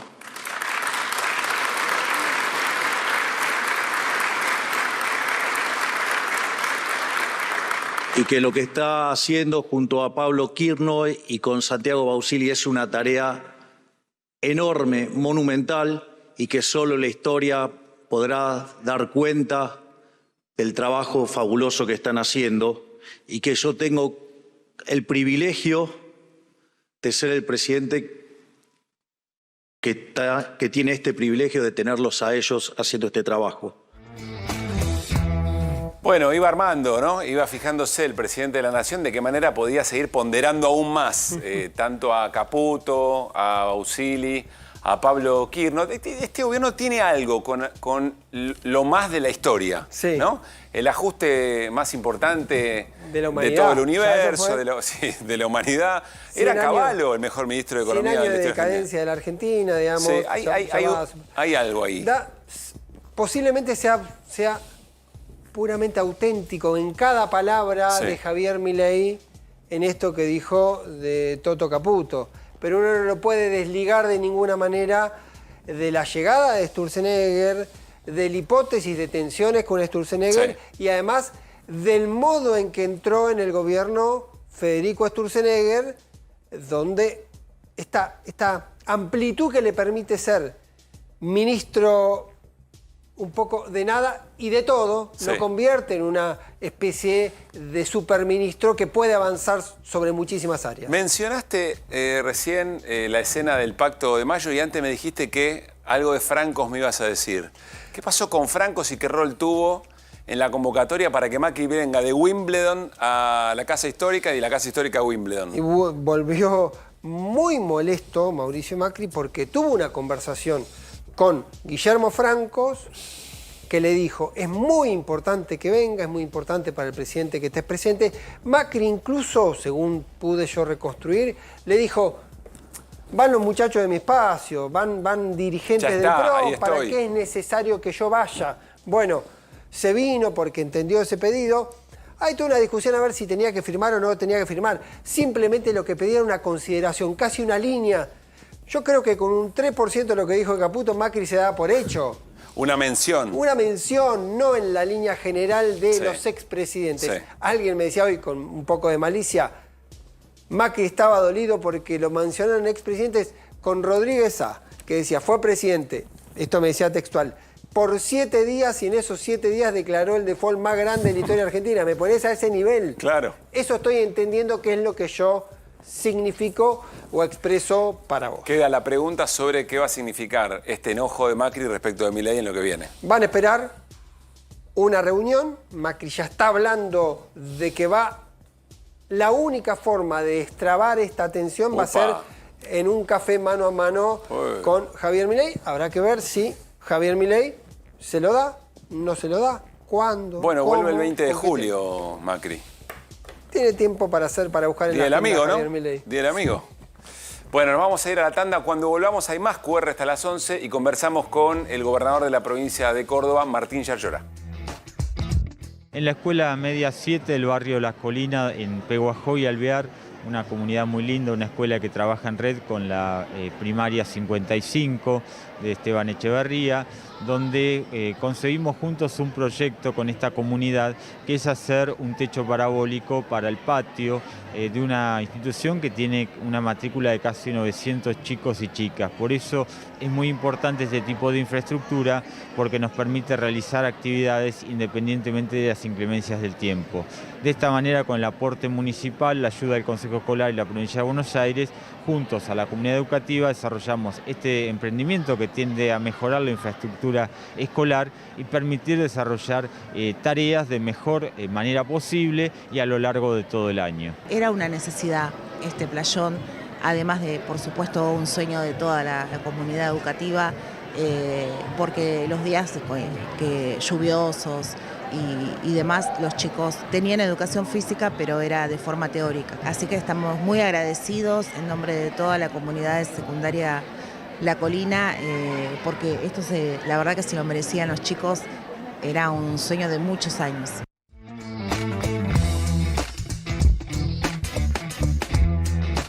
Muy bien, ya estamos a miércoles, ¿eh? Claro, tiene tufillo a lunes porque fue feriado ayer en la República Argentina, pero es un miércoles, mitad de semana, y ya podemos empezar a pensar en la agenda cultural en la ciudad de Buenos Aires. Vamos a arrancar vacaciones de invierno en el Parque de la Ciudad. Durante estas vacaciones, el Parque de la Ciudad se va a convertir en un parque temático que tendrá como gran atracción una pista de patinaje. Este nuevo espacio, sumado a un tobogán gigante, una zona de desafíos aéreos, un área deportiva con juegos, circuito de karting, a Hernán le encanta el karting, camas elásticas y talleres artísticos, van a transformar el Parque de la Ciudad en el lugar ideal para visitar en familia. Vacaciones de invierno en el Parque de la Ciudad, pero también vacaciones de invierno en el Planetario. El Planetario Galileo Galilei va a presentar variados espectáculos astronómicos inmersivos, propuestas para grandes y chicos como Veo Veo, Aventura Espacial, Vuelta por el Universo y Luces del Infinito, también para las vacaciones de invierno, en este caso en el Planetario. ¿Quieren más para las vacaciones de invierno? Hay que tener una agenda muy variada para los pibes y las pibas, esta vez en la Usina del Arte, que espera con una programación dirigida a las familias, pero especialmente a los chicos. Incluye talleres, obras de teatro, clases de magia, espacios lúdicos, shows, un rincón de maquillaje y hasta visitas guiadas para adultos y niños. Vacaciones de invierno en el Parque de la Ciudad, en el Planetario, en la Usina del Arte, agenda cultural para esta semana en la ciudad de Buenos Aires. Bueno, estábamos repasando definiciones de Javier Milei en la Bolsa de Comercio. Le vamos a preguntar a Fer Cerolini su especialidad. El dólar lo viene siguiendo como perro de presa desde antes que empezara esta volatilidad con la moneda estadounidense, pero habló Javier Milei y volvió a echarle la culpa de la variación del dólar a los degenerados fiscales. Escuchá. El déficit cero es la manera más brutal de todas de asegurar la condición de solvencia intertemporal. Por eso es que el riesgo país pasó del 2.900 y llegó a tocar en algún momento 1.100 y algo, hasta que el Congreso empezó a hacer de las suyas con los degenerados fiscales, queriendo gastar como locos, y bueno, el mercado nos pasó la factura. Y como, digamos, todavía tenemos control de capitales, si ustedes compran dólares de manera indirecta, no de manera directa, al pegarle por la vía de la solvencia al precio de los bonos, está subiendo el dólar. Y sí, claro, mientras que los degenerados fiscales quieran hacer de las de ellos, y sí, lo van a ver en el precio de los bonos y obviamente lo van a ver en el dólar. Ahora, yo les voy a decir algo. Si los degenerados fiscales quieren pasar leyes que vayan contra el equilibrio presupuestario, ¿saben qué? Las voy a vetar todas. No voy a entregar el resultado fiscal. Bueno, no hay mucha novedad, pero el presidente insiste. ¿Qué pasó con el dólar hoy, Fer? Bueno, volvió a subir un poquito, a subir a máximos nuevamente el blue. Estuvo en los 1.450 pesos. Bajó un poquito el MEP, que genera esta tentación de hacer puré. Sí. Que es un 4%, no es poco. Según lo que ustedes vienen enseñando aquí con Hernán, mañana se tiene que acomodar esto. Y sí, se puede acomodar, sí, pero más o menos. A veces lo dejan para que alguna persona empiece a, digamos, bueno, no, comprarlo por el MEP. Y a veces les conviene que haya cierto juego, que la gente diga, o que la gente pueda decir, che, por lo menos los pocos dólares que tengo, que los tengo que vender para pagar cosas, rindan un poco más. A veces pueden pensar eso también. Pero lo concreto es que ya no es solamente algún economista liberal que le dice a Milei, che, está retrasado. Hoy justo se habló de cuando Vilela se va, y se va diciendo, yo quería quitar los impuestos, porque este muchacho... Las retenciones. Las retenciones. Él se iba a Rosario, por ejemplo, recorría en Rosario la zona donde está todo el tema del comercio de soja, y cada vez que tenía reunión con la gente del campo, le volvían con el tema de que estaba retrasado el dólar, y el hombre, para no desmentir a Caputo, ¿qué decía? Bueno, ahora se va a acomodar la economía y apenas se acomoda, levantamos el impuesto. No podía... Con un valor mínimo de la soja hoy, Digo, que agrava esa situación. Entonces le decía, venda, porque después se va a acomodar y vamos a terminar. Pero él no quería decir, bueno, qué decir, no, la verdad, che, díganle a Caputo. Entonces ahora, bueno, esto se va a postergar 10 días y con el nuevo que venga, sea de quien sea, le van a decir lo mismo. Ahora, un dólar a 1.450, que es el tema del blue, se acomodaron un poquito y los bonos, alguna cosa estuvo bien. Pero lo interesante es que Orlando Ferreres, que es un hombre bien conservador y tradicional, dice, tenemos una grabación donde dice, bueno, nosotros creemos que el precio de equilibrio, si lo podemos escuchar, está bueno, porque no lo dice. A ver, ¿cuál es el precio de equilibrio para Orlando Ferreres del dólar? Nosotros calculamos que el tipo de cambio de equilibrio para el sector externo tendría que estar en 1.430 pesos y está en 915, más el 20% de las exportaciones que se declaran en el mercado de contado con liquidación, le da 1.016 pesos en promedio. Y la importación se basa en el dólar oficial, más el 17,5% de impuestos, más otros impuestos que hacen que esté en 1.400. Bueno, el hombre además dice, yo creo que no van a devaluar, porque los escucho y están convencidos. Él dice lo que debería hacer para él un precio de equilibrio que le descomprimiría el tema y les haría ingresar reservas al Banco Central. Con impacto en inflación. Esa es la preocupación. El truco es qué inventás para que te vaya lo menos posible a la inflación. Pero hablar como que esto no está pasando es una locura. Y hay un... Dame un segundito, ¿qué, Hernán? No, en un escenario de desregulación te va a ir a precio, incluso con caída de ventas. Pero hacía el cálculo, en 1.400 dividido 9.15, te da arriba de 50% de devaluación. Claro, bueno, sí.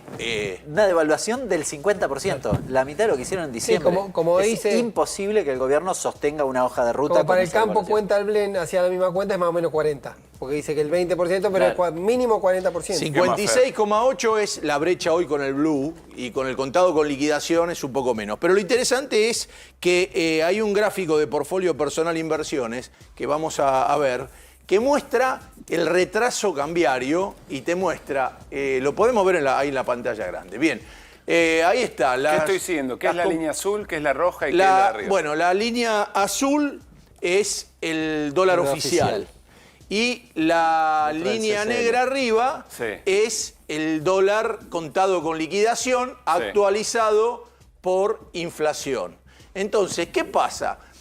El dólar los picos que estamos viendo, por ejemplo, hubo un pico que tuvo Guzmán que daría hoy 2.684 pesos, el pico que hubo del dólar contado con liquidación el 22 de octubre de 2020, 2.684. Cuando la salida de Guzmán daría 2.426. Y ven 20 de octubre de 2023, esa tiene que ver con Milei porque es cuando Milei dijo el peso es excremento. El dólar ese de contado con liquidación actualizado por inflación hoy tendría que estar a 2.703 pesos. ¿Cuánto da el dólar de Caputo de diciembre, cuando hizo la devaluación a 800 pesos? Da 1.430 hoy. Quiere decir que se comió toda esa... Ellos lo que apostaron... Toda la devaluación se la comieron. comieron. Toda la devaluación. ¿Qué pasó? Ellos se pensaban, y ahí es donde lo critican los liberales, dijeron, si hubieras dejado flotar, se hubiera notado menos, podías corregir, que ellos pensaban que iba a pasar lo que pasó en el 2002. Que vino la devaluación, ahí estuvo Remelenikov, después vino Lavagna, estuvo 4 años casi sin tocarse los... primero fue a 4 pesos, después estaba arredrado en el Banco Central, lo dejaron ir a 4, se quedó en 3 y estuvo como en 3 o 4 años para llegar a ese nivel el dólar. La gente decía, bueno, esto está muy alto, estamos tranquilos, y hizo negocio de otra manera. Acá esto se comió la devaluación en 6 meses. Y eso es lo que están viendo los economistas liberales, que hoy volvió Que le Milei a digeron, decir... bueno, entonces hoy Milei volvió a Se decir... agrava con una cuestión, que era lo que decía recién, lo que llama términos de intercambio. Porque si la soja está muy alta, vos tenés más margen para trabajar sobre el tipo de cambio, pero con un nivel de precios muy bajo, básicamente, si lo deflactás, te da el mismo nivel que cuando asumió Milei. Es decir, es imposible que liquiden. Pero además eso no tiene nada que ver con los degenerados fiscales, porque los degenerados fiscales, ¿qué tienen que ver? Brasil sería en todo caso un degenerado fiscal que está devaluando. Hay varios países que están devaluando. Los degenerados fiscales, vale la pena mencionarlo para los que están del otro lado, son los jubilados, porque básicamente el Congreso quiere aumentar las jubilaciones, ¿se entiende? Sí, claro, porque está bien la figura. Y eso es lo que él dice que va a vetar. Claro. Bueno, muy llamativo además que diga el mercado lee lo que el Congreso hace, pero el Congreso hace lo que tiene que hacer, si es la representación democrática que se da en las elecciones. Pero, perdón, lo último es lo que digo, que Cavallo le buscaron ahí acá, y dicen, bueno, la cuestión, como decía en política Perón, siempre es pelar la gallina sin que cacaree. La cuestión es buscar métodos donde vos puedas llegar con plata al campo, que te toque lo menos posible un desdoblamiento, que te toque lo menos posible el tema de inflación. Pero bueno, algo vas a tener que hacer, porque vos, imagínate, hoy compraron 20 millones de dólares, no están comprando dólares. Y hoy estamos mañana o pasado, si tienen que vender, vamos a bajar de los 28.000 millones. Porque hoy pagaron otra parte, Bueno. ya estamos en 28. Va para abajo y bueno, en un momento vas a decir, muchachos, la plata la necesitas. Mañana me la contás, Fer. ¿Y qué traducción política tiene eso? Está siguiendo Irina Hauser, probablemente la colega, la periodista que más sepa respecto de la investigación por el atentado contra Cristina Fernández de Kirchner. Hoy tuvo nueva audiencia ese juicio. Irina, ¿con qué novedad? Bueno, tercera audiencia en el juicio y hubo 4 testimonios, te diría que 2 de ellos fueron los que se destacaron. Uno es Federico García. Federico García es además un concejal de presidente Perón que es una de las personas que logró atrapar a Fernando Sabag Montiel, el hombre que le quiso disparar a Cristina. O sea, después del intento de asesinato, el que lo agarra, una de las personas que lo agarra. Lo agarra Federico García junto con otro militante, a quien apodan Jirafa. Había otra gente alrededor que lo agarró de la campera y demás, pero García es la persona que lo llevó a la vuelta a la calle Uruguay y que lo retuvo ahí a Sabag Montiel hasta el momento que llegó la policía y que lo metieron adentro de una camioneta. García contó algo muy llamativo y preocupante, te diría, en la audiencia de hoy cuando declaró que es que lo amenazaron hace muy poco tiempo a través de Facebook, después que fue a declarar en una causa que todavía está en instrucción, donde se investiga algo muy importante que es el daño provocado al celular de Fernando Sabag Montiel. ¿Por qué? Porque García, el día de, bueno, en las horas posteriores al atentado, había sido testigo del momento que intentaron bajar la información de ese celular. En el juicio le pidieron que muestre la amenaza por Facebook, fue el secretario del tribunal y leyó lo que decía, lo escuchamos. Dale. Y dice así: gordo buchón, fíjate lo que hablas cuando vas al juzgado de la vieja a hacerte el súper testigo. Kircho puto, mirá que con nosotros no se jode. Pedazo de ortiva. Después vas a tener que andar mirando para atrás hasta cuando vayas a comprar. Hasta cuando vayas a comprar al kiosco. Estás avisado. Dejá de hablar que sabemos todos los lugares por donde andás. Y no te vamos a avisar. No te vamos a avisar más. Cerrá el orto. ¿Sí, Ale? No, perdón, la pasan el coma. Dice, si Ale tiene quilombo, vos vas a cagar fuego. Sigo. Bueno, es el mismo mensaje, sí, estoy viendo. Es verdad, es el mensaje repetido, enviado nuevamente, pero automáticamente, no es otro día y horario, sería lo mismo, ¿no? Sí. Bien, ¿se puede filmar ese mensaje o a ver si nos permite Me parece acertar? bien, hacemos un sprint de pantalla. Perfecto. Y lo enviamos ahora. Bien, las fallas de video son de origen, ¿eh? Nosotros la pasamos, nos parecía valioso, por supuesto, el testimonio mientras iban leyendo esa amenaza. Bueno, García, insisto, declaró 2 veces en la causa a cargo de Servini, donde se investiga por qué, cómo, bajo responsabilidad de quién se dañó la principal prueba, una de las pruebas más importantes de la causa, que es el celular de Fernando Sabag Montiel. En ese contexto es que lo amenazan. Sí. Bueno, hay una causa abierta por eso. García denunció otro episodio. Cuando le dicen la vieja, si vas a declarar la vieja, es Servini.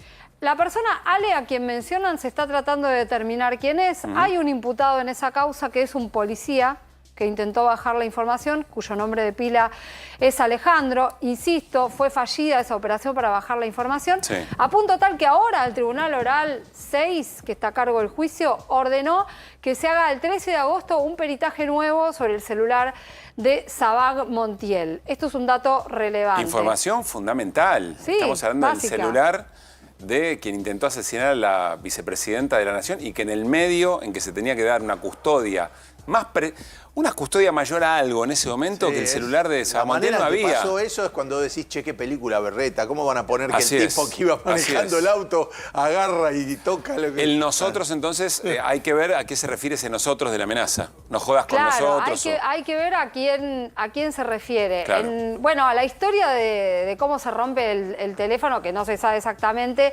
El teléfono pasó por distintos lugares. Uno fue el juzgado de María Eugenia Capuchetti. Ahí 2 policías de la Federal fueron los que intentaron bajar la información, el contenido del celular, y no pudieron. A la noche siguiente, todo el día estuvo el celular en el despacho de Capuchetti, no sabemos bien en qué condiciones. Fue a la Policía de Seguridad Aeroportuaria, lo manda la jueza con la mujer que la custodia en su juzgado. O sea, una policía que va sola en su auto hasta Ezeiza a llevar un celular. Cuando llega está el sobre abierto y el celular encendido. reseteado de fábrica. Por eso fue un episodio muy llamativo que se está investigando y además nunca se supo, nunca se conocieron los chats de Sabac Montiel a través de la aplicación de WhatsApp, ¿no? Y se pudieron extraer solamente algunos Telegram. Otro testigo que declaró hoy, que se llama Cristóbal Elgueta Collado, es el autor del video que seguro todos vieron, ese video donde aparece la imagen del arma casi en apuntando primer a la plano el cabeza arma. de Cristina. Sí. Exactamente. Ese fue otro testimonio importante del día de hoy, que tuvo otros condimentos. Bien. Ya que, dijo que cuando lo entregó le pidieron que lo borrara, pero después se lo devolvieron. Gracias, Irina. Seguimos, Irina, muy celosamente y con mucha profesionalidad, siguiendo el día a día de las audiencias de este juicio tan importante. Ahora sí tenemos la posibilidad de conversar, aunque sea unos minutos, ya estamos sobre el final del programa, con el gobernador de la provincia de Córdoba, Martín Yarlora. Gobernador, ¿cómo le va? Pablo Caruso y todo el equipo de QR en A24 saludamos. ¿Cómo está? Hola, Pablo. Un gusto saludarte y, por supuesto, también saludar a Irina, a todo el equipo. Muchas gracias. A ver, pregunta, después de escucharlo, también aquí en nuestro programa y en nuestro canal, en el acto del Pacto de Mayo, están las herramientas para el gobierno. ¿Cuál es el tipo de relación que imagina con el gobierno de Javier Milei a partir de ahora, gobernador? Yo creo que nosotros siempre planteamos una relación igual, que es una relación de diálogo y de poder acompañar todas las políticas que nos parezcan a nosotros o los instrumentos que necesita el gobierno, pero claramente que nos parezcan a nosotros que son buenos para la Argentina y, por supuesto, nada en contra de los intereses de los cordobeses. Eso lo hicimos desde un principio. Entonces, nos han visto en algunos momentos acompañar y en algunos momentos rechazar. Ustedes imagínense que apenas empezamos, la ley de bases contenía un incremento en el nivel de las retenciones en el caso del valor agregado de la producción. Esto era imposible de acompañar. Es más, nosotros creemos que hay que bajar las retenciones, estas malditas retenciones que castigan a aquellos que exportan. En todos los lugares del mundo se premia al que exporta. Y de hecho hemos visto cómo ha crecido ahora la producción agropecuaria en Uruguay, en Paraguay, en Bolivia y en Argentina crece por la fuerza de nuestros productores, aún en contra por las malditas retenciones. Y iban a poner un aumento de retenciones a aquellos que le sumaban valor justamente a la producción, en este caso ya no agropecuaria, sino desde lo industrial, desde el talento, del conocimiento. Eso era imposible acompañarlo. Entonces, ahora, después, cuando la ley de bases, en la última etapa, fueron sacando todos estos elementos, nosotros, claramente, para darle gobernabilidad, hemos acompañado estos instrumentos, hemos estado en el Pacto de Mayo. La mayoría de los puntos del Pacto de Mayo son puntos que en Córdoba nosotros lo venimos cumpliendo desde hace mucho tiempo. O sea, y me parece importante como un acompañamiento también institucional. Y que le vaya bien al presidente, que le vaya bien a los argentinos, y nosotros necesitamos que le vaya bien a la Argentina. Ahora, gobernador, ¿qué pasa con... esto corre por mi cuenta, con algunos excesos en su propia definición del presidente? Porque uno dice, bueno, darle herramientas, la pregunta es herramientas ¿para qué? Se le han dado una enorme cantidad de atribuciones a alguien que se define como topo que viene a destruir el Estado por dentro. Frente a estas definiciones, ¿no hay un riesgo allí de haber entregado esas herramientas teniendo en cuenta las grandes diferencias eventualmente que tiene en su manera de pensar el Estado, por ejemplo? Sí, claro, con nosotros tenemos grandes diferencias, pero herramientas se le dieron más herramientas a los anteriores presidentes. Vos acordate lo que fueron las herramientas que se le dio a Alberto Fernández o en su momento a Mauricio Macri. Entonces, claramente se han limitado muchas las herramientas y creo que muchas de herramientas se limitaron más por muchas de las apreciaciones que se hicieron, ¿no? Que no fueron, no están acorde a nuestro pensamiento, ¿no? Nosotros tenemos un pensamiento que tiene que ver con una política de centro que cree en la necesidad de acompañar al sector privado en todo lo posible. Esto es lo que hace Córdoba hace muchos años, pero también que el Estado es necesario en muchas situaciones y uno después lo ve en la práctica. A ver, es imposible pensar un país federal con nuestra dimensión sin obras estructurales que permitan sacar la producción para que Argentina sea más grande. A ver, pasó con el gas. Claro. Nosotros podemos ser un país exportador de gas que nos permita dejar de importar gas y pasar a exportar gas Ahora, no terminar el gasoducto es una locura. Entonces, más allá de los dichos, después, ¿qué pasó a los hechos? Y tuvieron que poner la plata para terminar el gasoducto y van a terminar y ojalá lo terminen rápidamente. Hay algo que me da mucha curiosidad, gobernador, porque creo que muchas cosas se dicen, sí. Y después algunas cosas se hacen sin anunciar, porque son obvias que las tenían que hacer. Y creo que hay mucho también de discurso a veces para sostener determinadas cuestiones, ¿no? Me da mucha curiosidad. A mí me importa no lo que uno dice, sí, sino lo que uno hace. Que se hace. Desde hace mucho tiempo. Me da curiosidad saber, porque el presidente anuncia los 10 puntos, pero después cuando da su discurso es como que da la letra fina, la letra chica. No sé si estaban al tanto de eso, pero le quiero preguntar por uno en particular, y abro pregunta a mis compañeros. Es el 25% del gasto público. Yo no sé cuántos países tienen ese porcentaje de gasto público efectivamente, pero implica un recorte y se lo trasladó a las provincias. Un ajuste realmente muy, pero muy fuerte sobre salarios estatales, sobre obras del Estado, sobre las cajas previsionales. ¿Esto cómo lo llevarían adelante? Yo creo que, primero, es muy bueno el análisis que haces desde el punto de vista que hoy las provincias le están ayudando a la nación. O sea, el esfuerzo lo está haciendo todo el pueblo argentino y en especial las provincias. Las provincias somos las que estamos cubriendo. La nación no hace determinadas obras y las provincias las estamos haciendo que son necesarias para el desarrollo. La nación sacó el incentivo docente y en el caso de Córdoba estamos pagando el incentivo docente. La nación cobra los impuestos pero nos manda 0 pesos para los jubilados provinciales y las provincias pagamos las jubilaciones provinciales. En este momento son las gestiones provinciales y en el caso de la de Córdoba, a nosotros no nos asusta el planteo del superávit. Hace más de 20 años que tenemos superávit nosotros.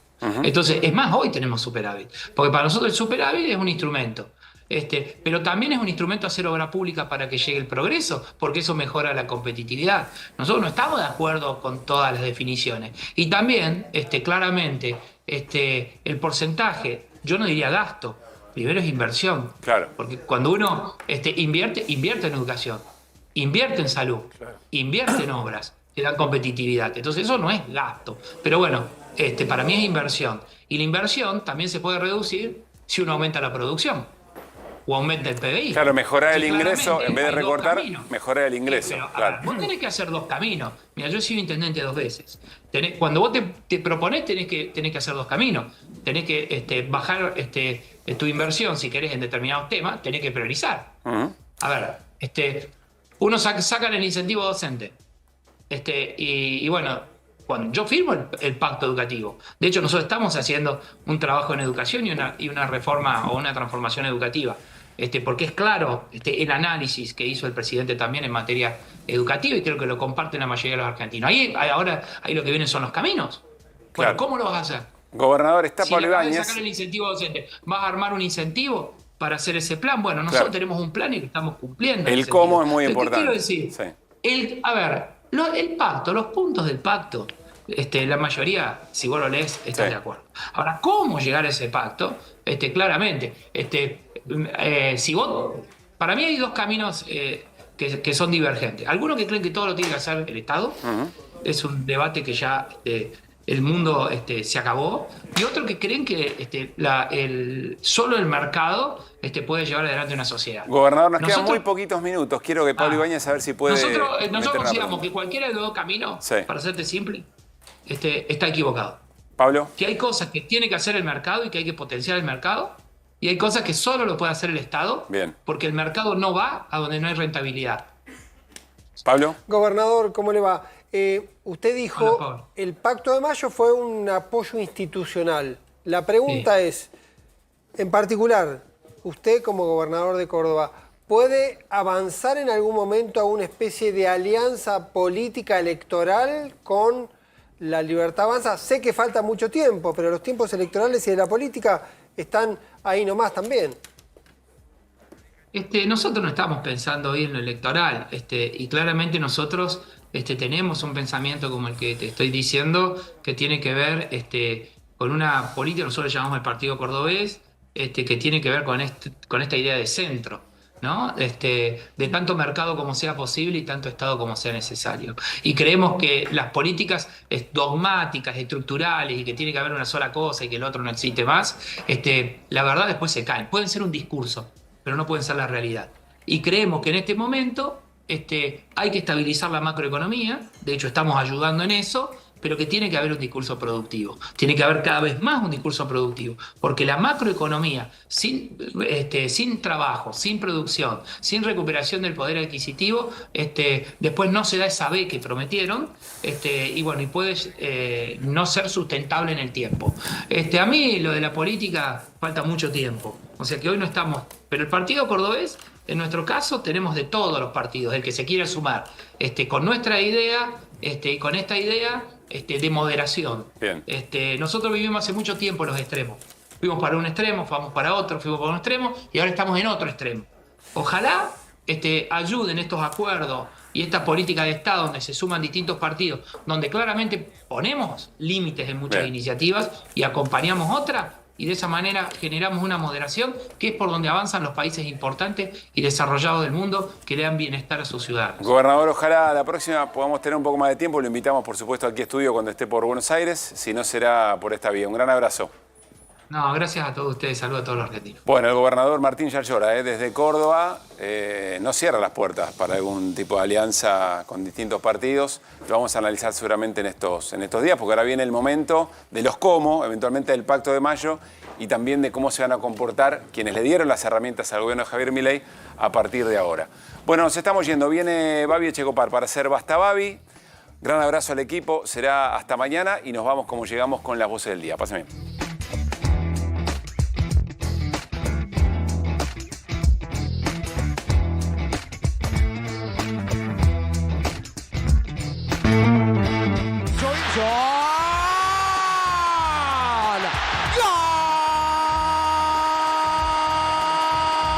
En la provincia es gravísima la recesión porque la provincia de Buenos Aires es una provincia eminentemente productiva, tiene más o menos el 38% del Producto Interno Bruto de Argentina que produce en el territorio bonaerense, pero la mitad de la producción industrial es bonaerense. Un pacto que realmente no tiene ningún asidero desde el punto de vista institucional, jurídico. Seguramente al gobierno nacional le servirá la foto como plafón para seguir ajustando, para seguir empobreciendo a la mayoría de los argentinos. Nosotros podemos objetar muchas cosas, pero queremos que a Milei le vaya bien. Porque si le va bien a Milei, le va bien a la Argentina y nos va bien a nosotros, a los santafesinos. Entonces, ese es nuestro desafío hoy. Lo hicieron para una desregulación total, que es algo que no funciona en ningún lugar del mundo, que no existe en estos términos y en los lugares donde existió dejó a los países desconectados. Fernando no podía alinear algunos objetivos con los que tenía el ministerio y simplemente se busca eso, ¿no? Que cada funcionario esté alineado con los objetivos centrales que tenemos, en este caso que tiene el Ministerio de Economía. Si nosotros calculamos el tipo de cambio de equilibrio para el sector externo, tenía que estar en 1.430 pesos y está en 915, más el 20% de las exportaciones que se declaran en el mercado de contado con liquidación, me da 1.016 pesos en promedio. Doctor juez. Afirmativo. Doctor Lugones. Doctor Piedecasas. Doctora Pilati. Es para que esté al tanto. Afirmativo. Excelente, pero una moneda le vamos a dar. Doctor juez, tiene el micrófono abierto. Desde que se creó esa institución nefasta, que está en Reconquista 266, llamado Banco Central de la República Argentina. Con lo cual, como verán, digamos, o sea, no ahora, pero lo sigo teniendo en la mira.